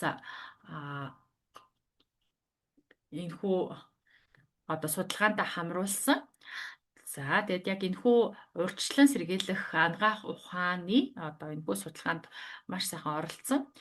За эдгээрийг би яагаад хэлээд байна уу гэхлээр яагаад одоо та бүхэн одоо боди гүргэгчлэн хүмүүсийг олноор нь ингээд бүлэг болгож нөгөө нэг баг болгож ингэж оролцуулдаг энэ хөтөлбөрүүд чинь маш их сайхан үр дүнд өгдөг юм байна гэдгийг эндээс бас харсан учраас бас та бүхэн онцгойж хэлээд байгаа юм. Тэгэхээр бид нар одоо хэд хэдэн хүмүүсийг ингээд баг болгоод тэгээд одоо өглөөний минь та бүхэн одоо бүтээгдэхүүн хэрэглэсэн үү гэдэг ч юм уу нэг нэгээсээ сэтгэл ямар байна сэтгэлийг нь асуугаад ингээд одоо холбоотой байсан гэсэн үг. За ялангуяа энэ судалгааны үед бид нэр одоо хоол хязгаарлаагүй, өссөөгүй. За тэгээд ерөнхийдөө маш сайхан одоо 5-ны 4-мээ баримтлаад л одоо явсан гэсэн үг. За гол нь бид нар бас нэг зүйлийг хүссэн юу гэсэн гэхээр байн одоо хооллоод байхгүй 100 шидэд байхгүйгээр яг үндсэн хоолны завсар маш сайхан одоо завсарлага аваарай. Илүү дутуу юм идэхгүй завсарлага яг одоо цэвэр завсарлага аваарай гэж хүссэн байж байгаа. За тэг ялангуяа бас сахарлаг тийм ээ чихэрлэг хүнсээ бас одоо багасгахаарай гэж хэлсэн байж байгаа. За тэгээд бид нэр өмнө нь одоо нэг шинжилгээ аваад тэгээд сарын дараа бас шинжилгээ авсан байж байгаа. За би яг одоо бүх клиник эмнэлэг зүүн судалгаа шинжилгээг нь та бүхэнд одоо үзүүлэх бас боломжгүй байна. Тэгэхээр бид нөгөө оролцогчдынхаа бас зарим нэг нууцлыг харуулах үүднээс тэгээ ёс зүйгээ баримтлах үүднээс тийм ээ ийм одоо эмчийн одоо баримтлагдаг бас нэг нууцлын журмаар баримтлаад тэгээ хүмүүсийн одоо гарсан үр дүнг та бүхэнд хуваалцаж байгаа. За энд бид ямар зүйл ажигласан гэхлээр бацин солилцоо сайжирч байгааг харсан. За одоо нүрс усны бацин солилцоо, за өөхний бацин солилцоо, уургийн бацин солилцоо гэгчлэн маш сайхан одоо бацин солилцооны үйл ажиллагаа сайжирсан. За глюкозын төвшин буурч эхэлсэн. Ягаад гэхлээр илүүдэлжин баг зэрэг буурч эхэлсэн. Хооллолт одоо сайхан сайжирч эхэлсэн. За сахарын хэрэглээ буурч эхэлсэн. За тэгээд зарим оролцогчид маань биоимпеданс симметрия гэдэг энэхүү одоо үзүүлэлтүүдийг хэмжсэн. За тэгээд хэвлийн хэсгийн өөх буурсан бол харагдсан. Тэгээд бид нэр хэд хоногийн дараа дахиад одоо үзүүлэлтүүдээ хэмжиж үзсэн байгаамаа. За тэгвэл хэдүүлээ судалгаагаа илүү дэлгэрэнгүй харъя. Яг юу болсон бэ? Ямар үр дүн гарсан бэ гэдгийг хэдүүлээ харъя. За оролцогч бүрээр нь хэдүүлээ харъя тийм ээ. За эхний оролцогч тийм ээ. За бүгдээр нэрийг нь хэлэхгүй. За шууд 1-р оролцогч, 2-р оролцогч гэдээ явчихна. Эхний оролцогч маань сайхан одоо залуу оролцсон байгаа. За мэдээж хэвлийн орчмын одоо өөхтэй том гидстэй. За юм байсан. Тэгээд бацин солилцоо алдагдсан байсан. За үүнээс болоод даралт одоо өөрчлөгддөг. За тэгээд одоо чихэрлэг зүйлс идэх ийм дуршил өндөртэй юм байсан. За тэгвэл хэд хэдэн оролцогчдын хувьд бид одоо заримыг нь одоо судалгаанаас хасах одоо саналтай байсан. Гэхдээ бүгдээрээ оролцсон гэд бүгдээрээ одоо бараг дуустал нь бол оролцож чадсан. За тэгээд ямар үр дүн гарсан гэхлээр за эхний оролцогчийн хувьд 1 сарын хэрэглээ байсан шүү тийм ээ. Та бүхэн дахиад хэлэхэд одоо яг шинэ жилийн үеэр 1 сарын хугацаанд энэ бүтээгдэхүүнийг хэрэглэсэн гэсэн үг. За тэгвэл 6 кг хассан байна. Үүнээс гадна бэлхүүсний тойргоос 17 см-ийг хассан буюу нарийссан байх шүү дээ. Миний хувьд 20 гаруй жилийн энэхүү мэргэжлийн хоол зүйчийн туршлагаас харахад 1 кг хасахад бэлхүүсийн одоо сантиметр тойргоос бол 1-2 см л хасагддаг ийм одоо дундаж үзүүлэлттэй байдаг. За тэгвэл эдгээр үзүүлэлтүүдийг ингээд одоо яг судалгаанд оролцогчдоос харахаар зөвхөн одоо жин буура зогсохгүй яг бэлхүүсний хэмжээ маш сайн нарийсаад байгааг харж байгаа тийм ээ. Ялангуяа энэ чинь хэвлийн өөх багасж байгаатай л холбоотой шүү дээ. Тэгэхээр мэдээж хэрэг энэ нэг анхны туршилтын юм судалгаа болж өнгөрсөн хэдий ч үр нөлөө боддоор ингээ харагдсан байгаа. За бид одоо бодтой эерэг үзүүлэлтүүд юу олж харсан гэхлээр бодит солилцооны үйл ажиллагаа сайжирсан эерэг үзүүлэлтүүдийг олж харсан. За тэгээд тухайн хүн одоо өөрөө одоо мэдрэмжийн хувьд юу гэж хэлсэн гэхлээр нойр сайжирсан одоо даралт сайхан тогтворчсон. За ерөнхийдөө өөрөө их сайхан мэдрэмжтэй болсон, хөнгөн сайхан мэдрэмжтэй болсон гэж хэлсэн. Тэгэхээр энэ хүмүүс оролцогчд маань маш их сайхан одоо хичээл зүтгэл өөрсдийнхөө зүгээс л гаргасан. За постбиотико хэрэгэлсэн байгаа. Яаж хэрэгэлсэнийг та бүхэндээ хуваалцсан. За ерөнхийдөө өглөө хоол хүнстэйгээ хамтдаа 2 ширхэг одоо 2 капсул бүтээтгүнийг хэрэглэж байсан гэсэн үг. Миний хувьд ер нь бол өглөөний хоол идэхээс өмнө 20 минутын өмнө 2 капсулыг ууж байхыг ер нь бол зөвлөхөр байгаа. За ерөнхийдөө оролцогчид маань болохоор ер нь бол өглөөний хоолны өмнөхөн одоо 2 капсулыг уугаад өглөөний хоолоо идэж байсан. За дараагийн оролцогч буюу 2 дахь оролцогчд маань болохоор нэг сайхан бүсгүй оролцсон. За мэдээж бас илүүдэлжинтэй. За чаданд та бүхэн маш олон сайхан сэтгэл илгээж байна. Маш гоё эможинууд илгээж байна. Зүрх галууд илгээж байна тийм ээ. За тэгэхээр 2 дахь оролцогчдын хувьд болохоор илүүдэлжинтэй. Ирч хүч маш их багтай. За маш их ядруу. За ялангуяа унтаа цэрхээр маш их ирч хүчгүй мэдрэмж төрдөг. За толгоо өвддөг. За тэгээд хоол идсний дараа маш их нойр хүрдэг. Нойрмог байдаг гэж хэлсэн. За ингээд ялангуяа хоол идсний дараа ингээд нойр нь хүрээд идэг болоо инсулин мэдрэг чанараа алдсан байх магадлалтай байдаг. За тэгээд энэ бүсгүйн хувьд бид бодит солилцооны хувьд хэд хэдэн асуудал байгааг олж харсан. За ямар үр дүн гарсан гэхлээр 2.6 кг 1 сарын хугацаанд хассан. За энэ бол маш сайхан одоо үзүүлэлт гэж хэлэхээр байна.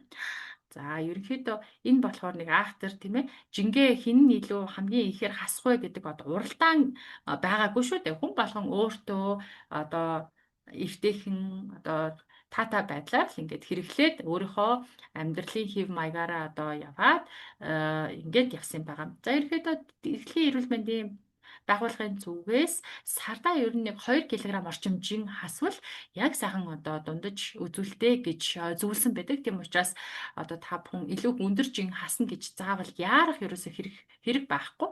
За ер нь сардаа нэг 2 орчим килограмм хараад явхад маш сайн үзүүлэлт гэж харахаар байна. Та бүхэн ялангуяа одоо нэлээд одоо ахмад настай болж байгаа бол энэ бол маш сайн үзүүлэлт шүү гэж хэлмээр байна.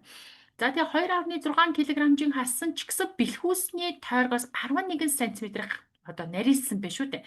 Энэ юу хэлж байна вэ гэхээр одоо илүүдэлжин хасаа зогсохгүй яг хэвлийн орчмын өөх маш ихээр сайн багассан байгааг бол илтгэж байна. Тэгэхээр яг бэлхүүсний хэсэгт яг өөхний эд бол маш сайн одоо багассан байна. За бүсгүй болохоор маш сайхан ирч хүчтэй боллоо. Спортоор хичээлэх одоо сайхан хүсэл сонирхолтой болсон, өөрөө их сайхан хөнгөн сайхан мэдрэмжтэй болсон, хоол идсний дараа нойрмоглохоо болсон гэж биднэрт хэлсэн байгаа. За тэгвэл яг үзүүлэлтийн хувьд ингээд харсан чинь ямар үр дүн гарсан гэхлээр дотор эрхтний үрвслийн түвшин буурсан гэсэн байна. Тэгэхээр бид үрвслийн маркерыг одоо харсан. За яг эмч хүний хувьд яг энэ үрвслийн маркер үзүүлэлт буурсан бол маш сайхан одоо үр дүн гэж харж байгаа. За 3 дахь оролцогчийн хувьд бас сайхан бүсгүй оролцсон. За бас илүүдэлжинтэй, маш их сэтгэл түгшилттэй, за маш их одоо төгсдөг гэж бүр хэлж исэн. За ирч хүч султай, бас ирч хүч буурсан тийм ээ. Нойр гүйдэл одоо нойрны асуудалтай, за үс ундаг. За маш их даардаг, одоо дотроосоо маш их даардаг, хүрдэг гэсэн ийм одоо зүйл хэлж байсан. За бид энэ дотоод шүүрлийн эмчтэй бас ярилцаа. Тэгээд бас энэ судалгаа туршилтын судалгаанд заавал оролцох шаардлагагүй маа. Та бас оролцохгүй болно гэж хэлсэн. Гэхдээ өөрөө оролцсон дуусгана гэдгсэн. За тийм учраас бид нэр оролцуулсан. Тэгээд айхтар хоол ундаа ингээд одоо хасах шаардлагагүй тайван амгалан оролцоорой гэдэг байдлаар одоо хэлсэн байгаа. За тэгсэн ийм үр дүн гарсан. Ерөнхийдөө 1 кг жин хассан. Ердөө ганцхан кг жин хассан юм шиг хэрнээ бэлхүүсийн тойргоос бүр 9 см-ийг бол нарийсан байгааг та бүхэн харж байна. Тэгэхээр яг бэлхүүсний хувьд маш сайхан нарийсж байгаа үр дүн гарч байгааг та бүхэн харж байна шүү дээ.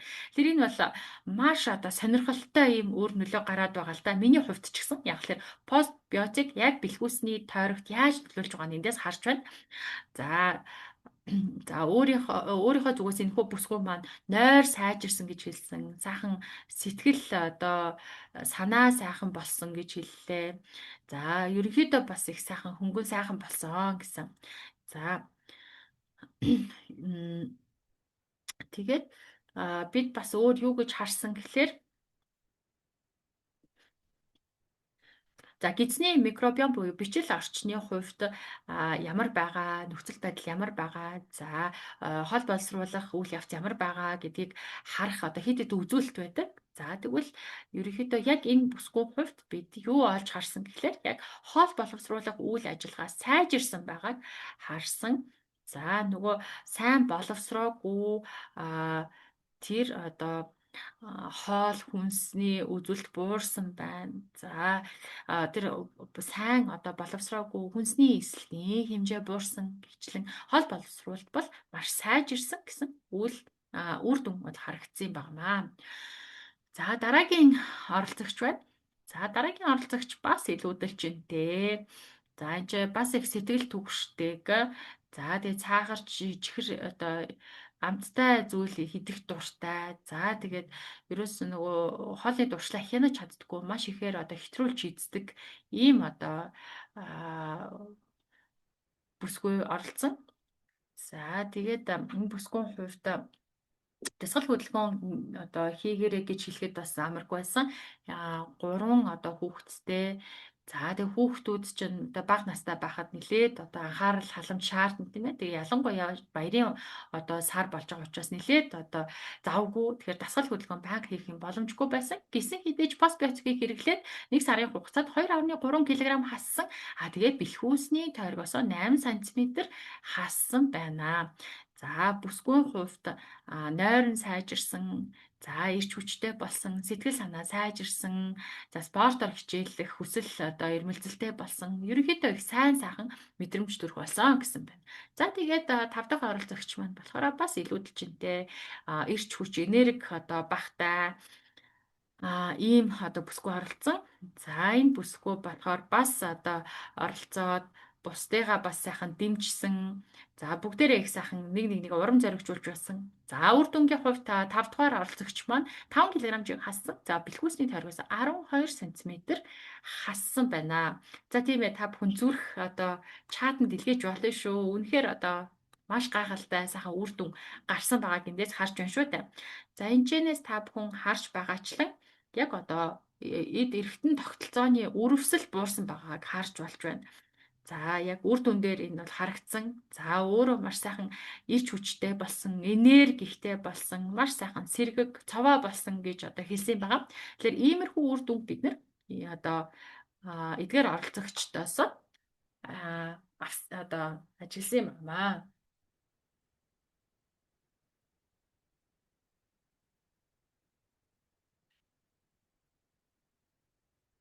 За дараагийн слайд харагдаж байна уу? Харагдаж байна.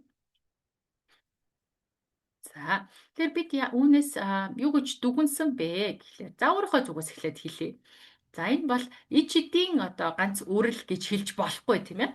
За ерөөсө хүссэн болгоноо амрууга хийгээд ямар ч дасгал хөдөлгөөн хийхгүй хөвтээд тэгээд одоо сайхан зурагтаа үзэж хөвтчихэд бос биотик уугаад шууд хэвлийн орчмын өөхөө багасгахнаа гэвэл яг ингэж бас дүгнэж хэлж болохгүй шүү. Ингэж ойлгож болохгүй. Энэ бол өрөөсгөл За миний хувьд юу гэж бодож байна вэ гэхээр постбиотик яг ямар үед өөр нөлөө үзүүлдэг үг гэхээр яг одоо та зөв зүйлээ хийсэн тохиолдолд тэр одоо сайхан үр дүнг чинь илүү сайжруулах нөлөө үзүүлдэг гэсэн үг. Илүү одоо сайжруулж өгдөг гэсэн үг. Хэрвээ одоо танаас ямар нэг өөрчлөлт гарахгүй, тэр сайжруулах ямар нэгэн сайхан өөрчлөлт гарахгүй бол одоо ямар нэгэн айхтар үр дүн гарахгүй гэсэн. Хэрвээ та ямар нэгэн өөрчлөлт хийгээд тийм ээ маш сайхан одоо багч гэсэн үр дүн гаргах юм бол тэр үр дүнг чинь маш сайхан сайжруулж өгөхөд одоо хүч нэмдэг юм бүтээгдэхүүн байгаамаа. Тэгэхээр та баг зэрэг дасгал хөдөлгөөн нэмээ тийм ээ сайхан хоол унданд анхаарал эхлэх юм бол тэр хэвлийн орчмын өвхийг хасахад маш сайхан хүч нэмж өгөх юм бүтээгдэхүүн байгаамаа. Тэгэхээр би ерөөхдөө туршлагаас харахад ерөөхдөө одоо илүүдэл жингээс 1 кг жин хасахад хүмүүсийн хувьд бэлхүүсээс 1-3 см орчим л одоо ихтэй хасдаг ийм одоо дундаж үзүүлэлтэйдэг энэ олон жилийн туршид харж ирсэн. Тэгсэн одоо энэ бүтээгдэхүүнийг хэрэглэснээр 1 кг жин хасах тутамд 3 ба түүнээс дээш бүр одоо зарим тохиолдолд тийм ээ та бүхэн харсанчлаа одоо 2 кг жинд бараг 10 гаруй сантиметр одоо бэлхүүсийн тойргоос хассан байх шүү дээ. Тийм учраас ийм гахалтай хүч нэмдэг бүтээгдэхүүн байгаа. Тэгэхээр та бүхэн энэ бүтээгдэхүүнийг хэрэглэхдээ маш сайхан хүндэтгэлтэй хандаад түүнд туслах хэрэгтэй гэсэн үг. Маш сайхан оролцоотой байх хэрэгтэй гэсэн үг. За, миний хувьд 10 хоног хэрэгэлсэн гэсэн үг шүү дээ. Тэгээ дараа нь эмчилгээ хийлгээд эргээд бүтээгдэхүүнийг хэрэглэж гисэн. За, миний хувьд яг одоо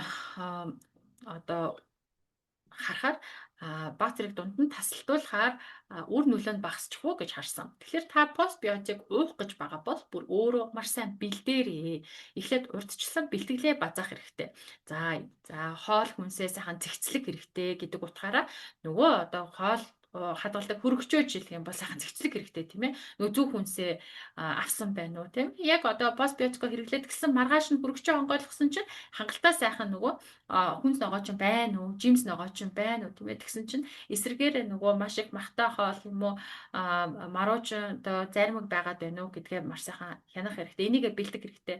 За үүнээс гадна одоо баг зэрэг дасгал хөдөлгөөн хий гэхээр ядаж гадаа алхах юмаа бэлдсэн үү тийм ээ. Одоо цаг заваа гаргасан уу гэдгээ одоо бодох хэрэгтэй. За ингээд бүх зүйлээ бэлдэж аваад маш сайхан эхлэх хэрэгтэй. Тэгээд одоо дундаа завсарлага авахгүйгээр ингэж одоо таслахгүйгээр яг одоо нэгэн жиг цагаан хэрэглэх хэрэгтэй. Тэгээд өглөө бүр хоол одоо өглөөний цайнаас 20 минутын өмнө 2 капсулыг уугаарай гэж зөвлөгөөр байна. За ерөнхийдөө энд хүрээд гол одоо хүргэх мэдээлэл маань боллоо. Тэгэхээр та бүхний зүгээс асуултуудаа хүлээж байна. За Хамбай компани зүгээс эмнэлэг зүүн судалгаа явуулсан уу? Эсвэл саяны судалгаа болохоор зүгээр туршилтын хөтөлбөр байсан уу гэсэн. За саяны судалгаа болохоор зүгээр л бидний хувьд одоо сайн дурын үүднээс хийчихсэн ийм туршилтын судалгаа байгаа. Тэгэхээр яг одоо бүтээгдэхүүний хэрэглээд одоо яг эмнэлцэн хувьд тийм ээ одоо ямар өр нөлөө гарч ийн гэдэг ч юм уу тэгж харахаасаа илүү үр дүнтэй байна уу гэдгийг нь харсан гэсэн. Тэгэхээр Amway компани энэ бүтээгдэхүүнийг зах зээл дээр гаргахаас өмнө олон жилийн хугацаанд одоо эмнэлэг зүүн судалгаа хийсэн маш олон судалгаа туршилтууд хийсэн байж байгаа. Одоо үр нөлөө аюулгүй байдал гэд маш олон судалгаанууд хийчихсэн байж байгаа. За тийм учраас одоо дахиад хэлэхэд одоо нөгөө энэ бүтээгдэхүүн гол нь яаж одоо үр нөлөөг үзүүлэх үү гэхлээр өсөлтийн дааврын одоо үр нөлөөний ачаар маш сайхан үр нөлөөг үзүүлдэг юм бүтээгдэхүүн байгаа шүү. За тэгэд хоол идэхээс өмнө үү дараа нь уусан дээр үү гэж асуусан байна. Би ерөөхдөө хэлээд байгаа тийм ээ. Тэгээд дахиад маш сайхан онцлоод хэлээд үгүй. Өдөр тутамд 2 капсул бүтээгдэхүүн хэрэглэх хэрэгтэй. Зарим нь одоо туршлагаас харахад одоо магадгүй хэвлийн орчимд их өөхтэй илүүдэлчин ихтэй бол одоо капсулынхаа хэмжээг нэмэх үү гэж их асуудаг. За би бол тэгж хэлэхгүй. Яг одоо Amway компани зүгээс аль бие ёсоор зөвлөж байгаа хэрэглэх зөвлөмжийн дагуу хэрэглээсэй гэж хүснэ. Магадгүй одоо ганц сар биш илүү олон сарын хугацаанд хэрэглэх байж болно тийм ээ. За миний хувьд болохоор өглөөний хоолныхоо өмнө 20 минутын өмнө 2 капсулыг угаасаа гэж зөвлөхөр байна. За яагаад гэхээр энэ бүтээгдэхүүнд болохоор өсөлтийн дааварт нөлөөлдөг тийм ээ тэрхүү одоо бодис нэгдлүүд байдаг учраас яг миний зөвлөгөөний дагуу хэрэглэн гэх юм бол та бүхэн нэг өглөөний хоол идэхээс өмнө 15-аас 20 минут орчмын өмнө 2 капсулыг л өглөөд ууж хэрэгтэй.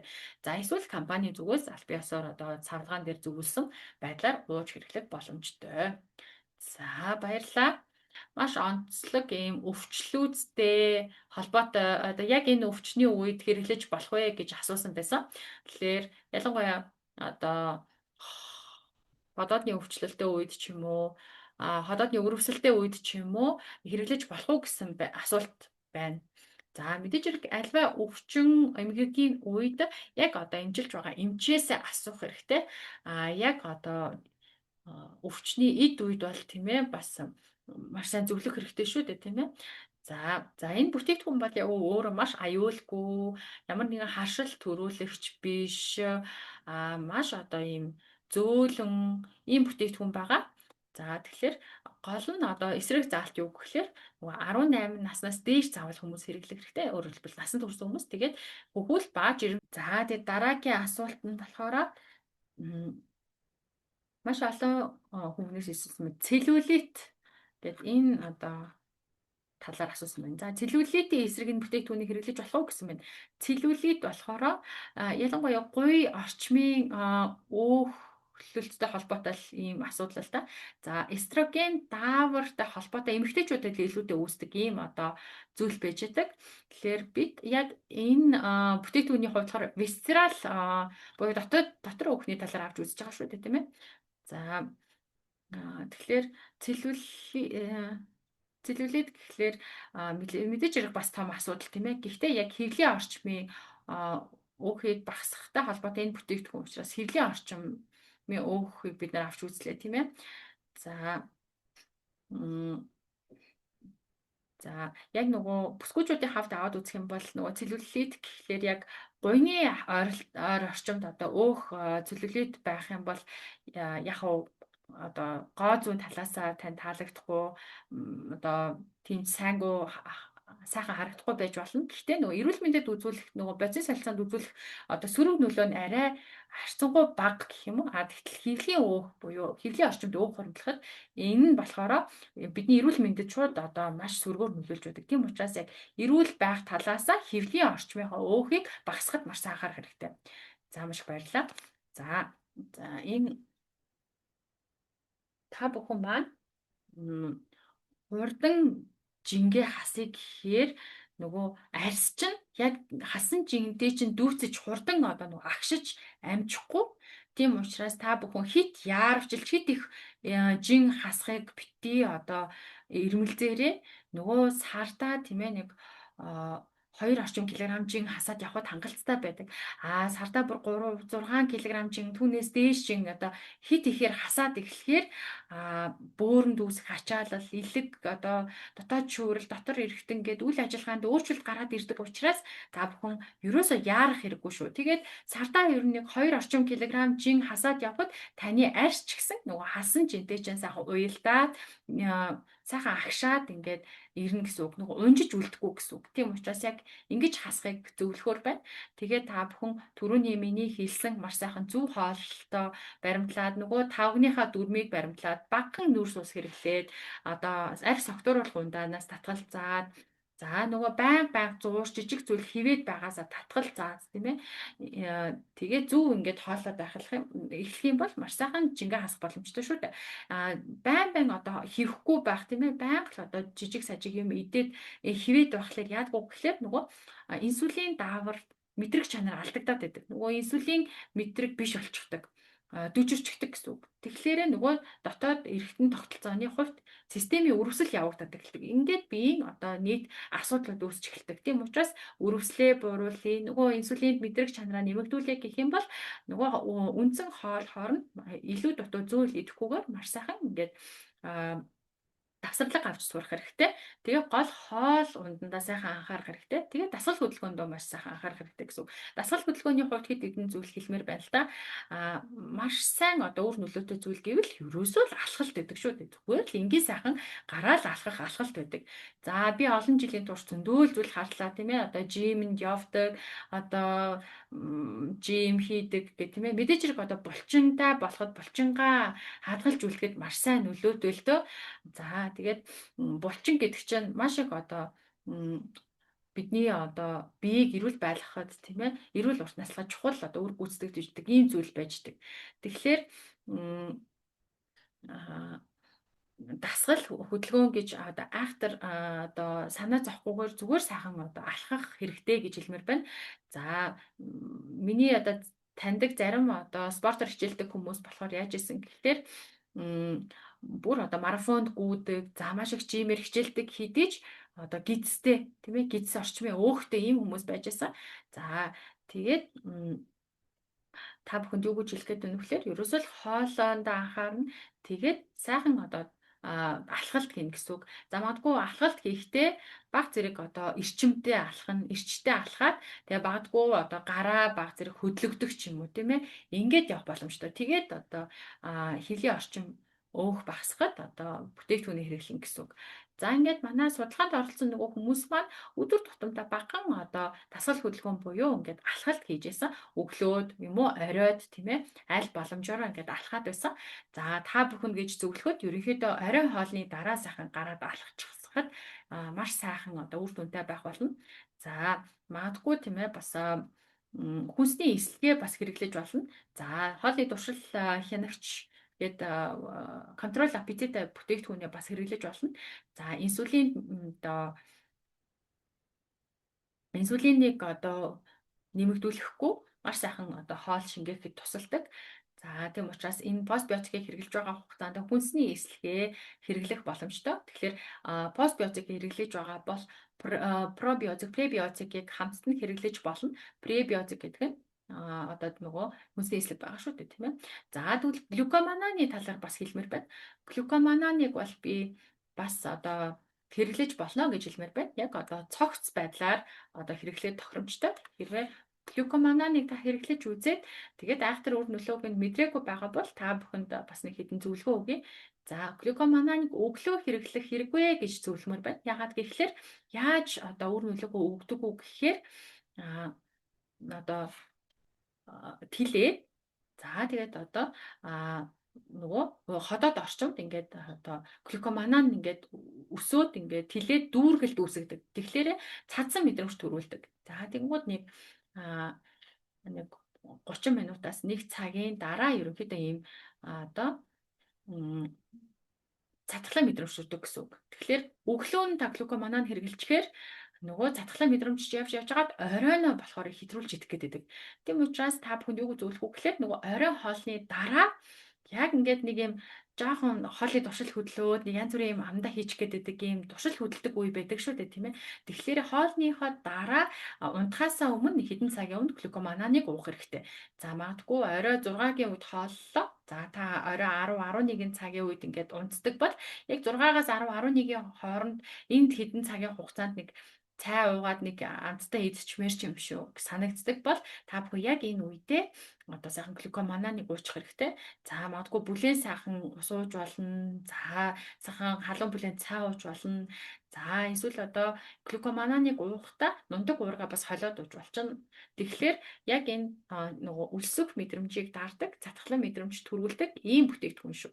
Тэгэхээр та бүхэн зөвлөхөд өглөө хооллохоос өмнө 20 минутын өмнө 2 капсул постбиотикийг уугаад глюкоманана болохоор орой хоолныхоо дараа ууж болно. Back to. За бас кальциум пикелинатыг бас одоо хэрэглэж болно. За бас одоо судалгаанд оролцсон хүмүүс маань өөр бүтээгдэхүүнүүдийг хэрэгжилж ийсэн үгүй юу гэдээ бас хүмүүс асууж ирсэн. Яг нь ер нь бол тэрэн дээр бол бид нэр онцгоор анхаараагүй. Яг өмнө нь одоо ингээд өөр бүтээгдэхүүнд хэрэглээ явж ирсэн бол тэрийг нь зогсоо гэж хэлээгүй. Зарим нь хэрэгжилж ирсэн, зарим нь хэрэглээгүй байсан. Янз бүрийн тохиолдол байсан. За пробиотикийн хувьд дахиад хэлэхэд за ер нь бол постбиотик, пробиотиктэй хамт ууж болно. Гэхдээ яг тэгэх хэрэгтэй юу гэдгийг асуух хэрэгтэй. За, пробиотик чинь микробиомыг дэмжих гэдэг. Постбиотик чинь болохоор яг хэвлийн орчмын өвхийг багасгахад хэрэг болоод байгаа шүү дээ. Тэгэхээр хамтдаа хэрэгжилж болно. Гэхдээ та яг ямар үр дүн хүсэж байна вэ гэдгийг бодох хэрэгтэй. Бид нар чи аль нэгийг л зориод байгаа шүү дээ. Яг нь ер нь бол хоорондоо юм сөргөлдсөн үр нөлөө бол гарахгүй, бие бинийгээ дарангуулах юм үр нөлөө бол байхгүй, хамт нь хэрэгжилж болно. За, холестерин, глюкозын хувьд хэлэхэд ер нь бол үүнтэй холбоотой эерэг өөрчлөлтүүд гарсан. Гэхдээ хуулийн зарим хязгаарлалтаас болоод үүнтэй холбоотой ямар нэг одоо дүгнэлт хийх боломжгүй байна. Бид нар чинь одоо яг юм ангаахын одоо хамт олон биш учраас хуулийн хязгаарлалтаас болоод үүнтэй холбоотой бас юм хэлж болохгүй байна. За, гэхдээ ер нь бол хоололтойгоо ажиллаад явангууд липидийн солилцоо буюу өөхний солилцоод нөлөөлөх боломжтой. Холестерин одоо бас буурах боломжтой. Гэхдээ яг постбиотик бүтээгдэхүүн нь холестеринийг бууруулдаг гэд эсвэл одоо цуснд сахарын хэмжээг бууруулдаг гэж одоо ингээд шууд холбож хэлэх боломжгүй байгаа юм бид нар. Светлана 4 дахь удаа асууж байна. За, яг дангаар нь одоо хэрэглэх бүтээгдэхүүн мүү эсвэл хөтөлбөрт хэрэглэх үү гэж байна. За, дангаар нь хэрэглэж болно. Зөвхөн постбиотик хэрэглээд хоололтоо одоо анхаарад, амьдралын хэмжээг анхаарад явж болно. Гэхдээ би болохоор ер нь бол бас юм хөтөлбөр цогц шийдлүүдийг илүүд үздэг байгаа. За, ер нь бол бие бинийгээ яг дэмждэг асуудлыг цогцоор нь авч үздэг. Тэр тохиолдолд үр дүн илүү сайн байдаг шүү дээ, тэ. За, яг энэ постбиотик бүтээгдэхүүн бодиг үүрэг хөтөлбөрт бол сайхан тохирно. За, бид нэр одоо яг энэ хөтөлбөрт зарим өөрчлөлтүүдийг оруулж байгаа. Тийм учраас яг постбиотикийг жинг одоо зохицуулахад зориулаад бодиг үүрэг хөтөлбөртэйгээ хамт хэрэгжиж болж байна. Гэхдээ ер нь бас дангаар нь хэрэглэх юм бол үр дүн бас гарах боломжтой.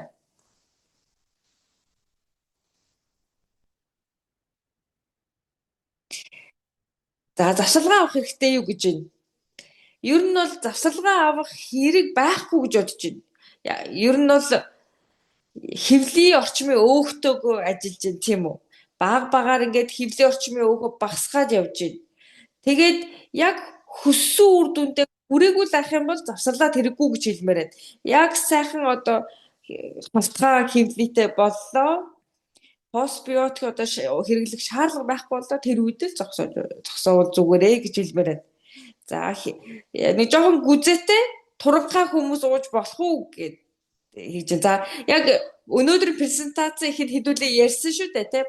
За, биеийн жингийн индекс хэвийн байж болно. Жин нь хэвийн байж болно. Гэхдээ ингээд жин нь хэвийн юм шиг хэрнээ ингээд хэвлийг ингээд урагшаа ингээд түрээд гарчихсан хүмүүс байдаг, тийм. Тэр хүмүүс чинь туранхай юм шиг боловч одоо илүүдэл жинтэй хүний бүх асуудлыг агуулж байгаа тэр ботсын одоо солилцоод хэвийн бус өрөвсөл ихсэн тийм хүмүүс байдаг байгаа. Тийм учраас яг ингээд туранхай юм шиг боловч ингээд хэвлийтэй ингээд ер нь бол ингээд нилээд ингээд туранхай юм шиг харагдаад байгаа хэрнээ ингээд хэвлийн түрээд гарсан хүмүүс байх юм бол за ийм хүмүүс маань уух хэрэгтэй.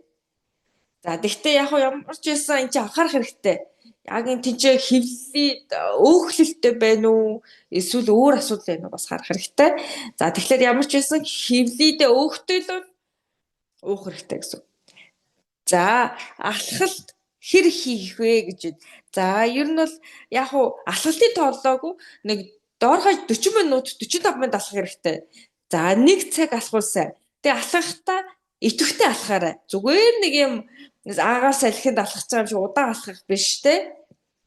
Яг нэг юм жоохон ингээд биеийг нилээд жоохон ачаалуулсан тийм алхалт байв зүгээр шүү. Насны хязгаарлалт бий юу? Дээд одоо насны хязгаарлалт байхгүй, доод хязгаарлалт болохоор 18-аас дээш насны хүмүүс хэрэглэнэ гэсэн үг. Өвчний хувьд за дахиад асууж байна. Би ер нь бол хэлсэн те. Ер нь бол цоо ирүүл хүн гэж байхгүй байгаа. За нэг зарим нэг асуудалтай, зарим нэг харахыг асуудалтай хүмүүс байгаа. Яг хаа бүр тийм ноцтой юм хурц үедээ биш л бол хэрглэж болно гэдэг. Бамбай булчирхай өвчнгээд асууж ийн бас яг одоо өмнөх хариулт маань хамна. За өөхний одоо гипотез одоо элэгний өөхлөлттэй бол гэж байна те. За ер нь бол элэг чинь бас одоо дотор иртэ шүү дээ. За тэгэхээр одоо ер нь бол хөвлий дотор иртнийг одоо хүрээлээд байгаа өөхийг багасгаад байгаа учраас элэгийг одоо хүрээсэн өөхийг бас багасгах боломжтой. Зөвхөн одоо элгийн хүрээсэн өөхийг одоо багасгана гэдэг ийм одоо юм үзүүлэлт одоо судалгаа дүгнэлт бол байхгүй. Гэхдээ ер нь бол дотор өөхийг ерөнхийд нь багасгана гэж байгаа. Турхаа хүмүүс яах вэ гэж байна. За турхаа хүмүүс турах шаардлага бол постбиотикийг хэрэглэхгүй л гэсэн үг. За та нар дахиад одоо ойлгоод аваарай. Биотик ч яг хэвлийн орчмын илүүдэлж ингийн эсрэг л ажиллаад байгаа.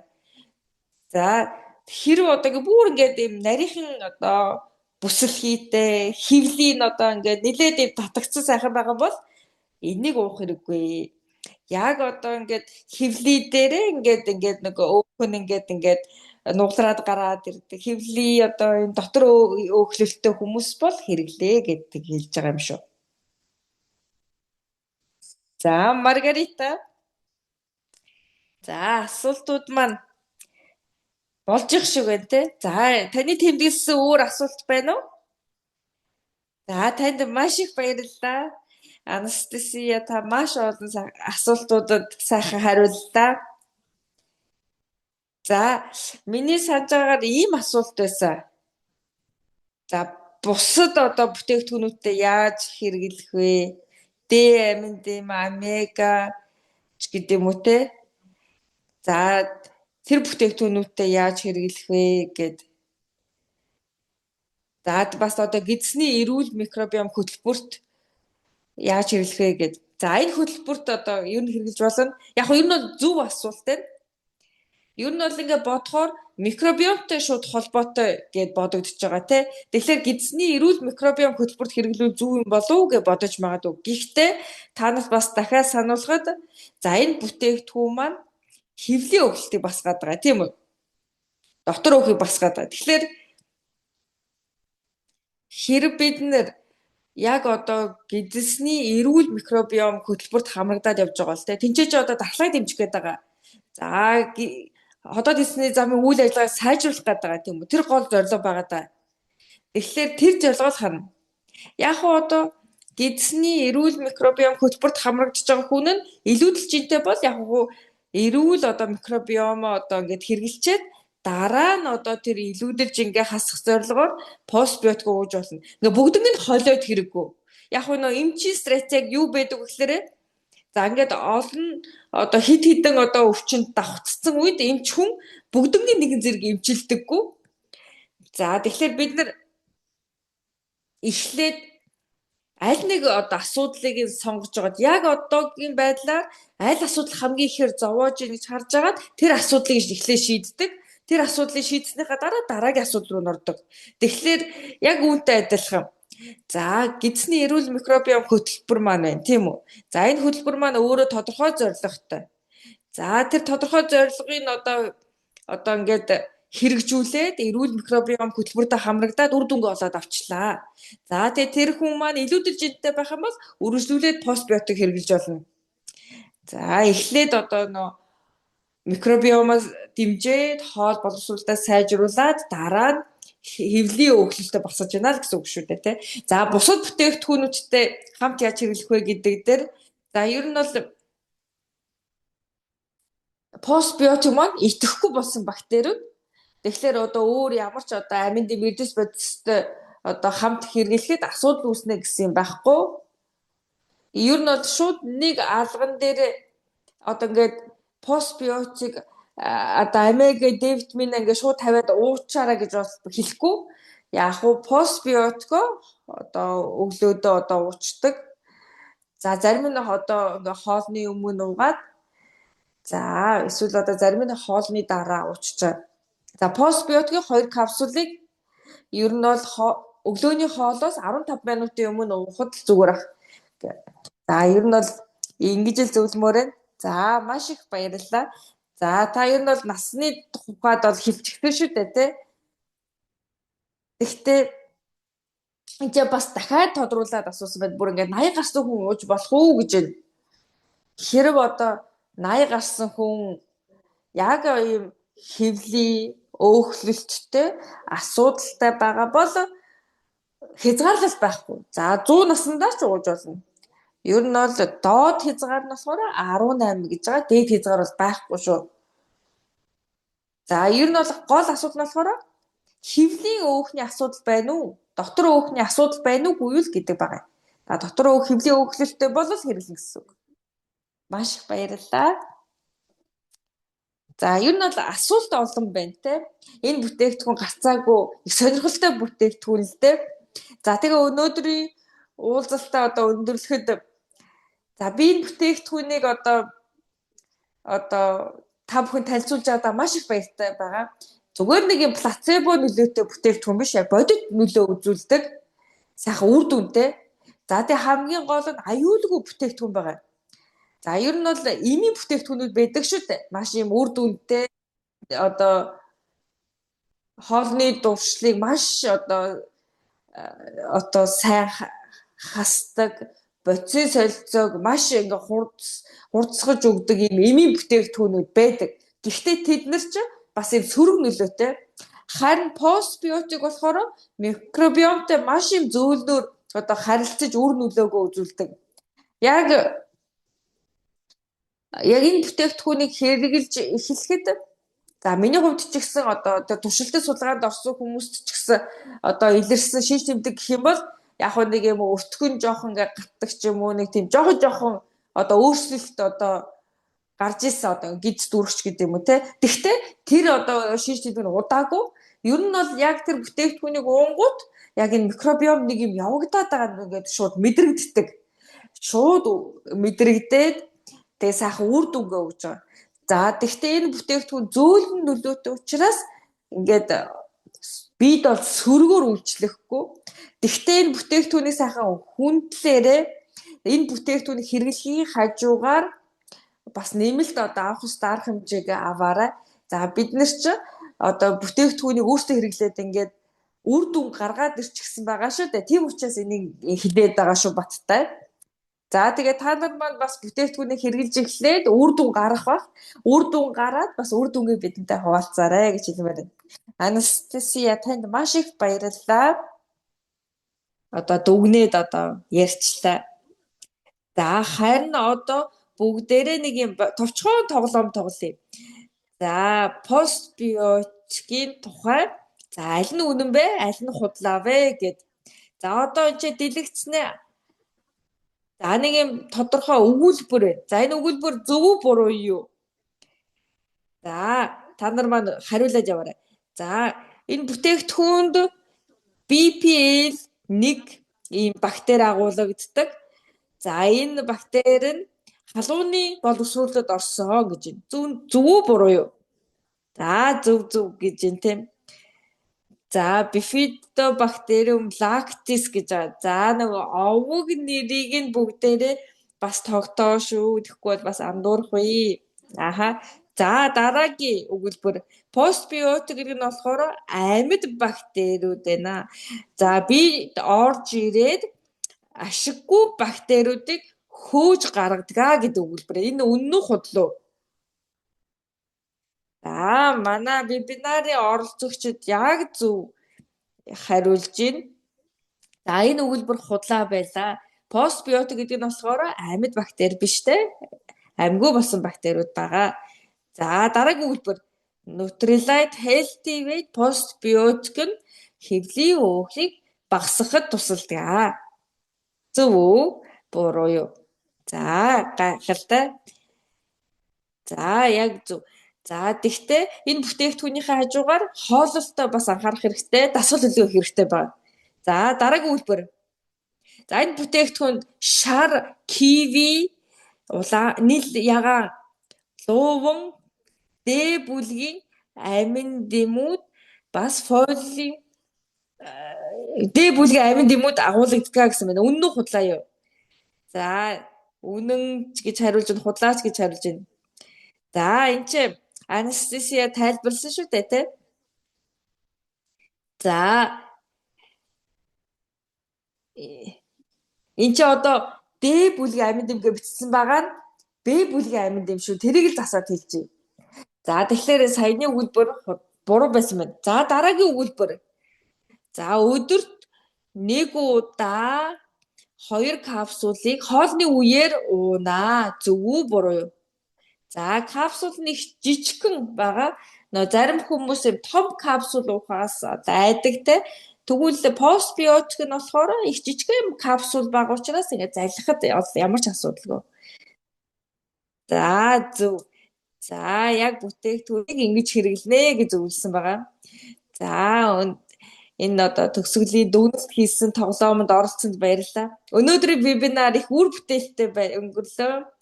Тэг үнэхээр гахалтай вебинар боллоо. Өнөөдөртөө ингээ өндөрлөө. Баярлалаа, баяртай. За, эрхэм нөхдөө та нар маань практик дээр бүтээгдэхүүнийг хэрэглээд үр дүнгээ бас бидэнтэйгээ хуваалцаарай.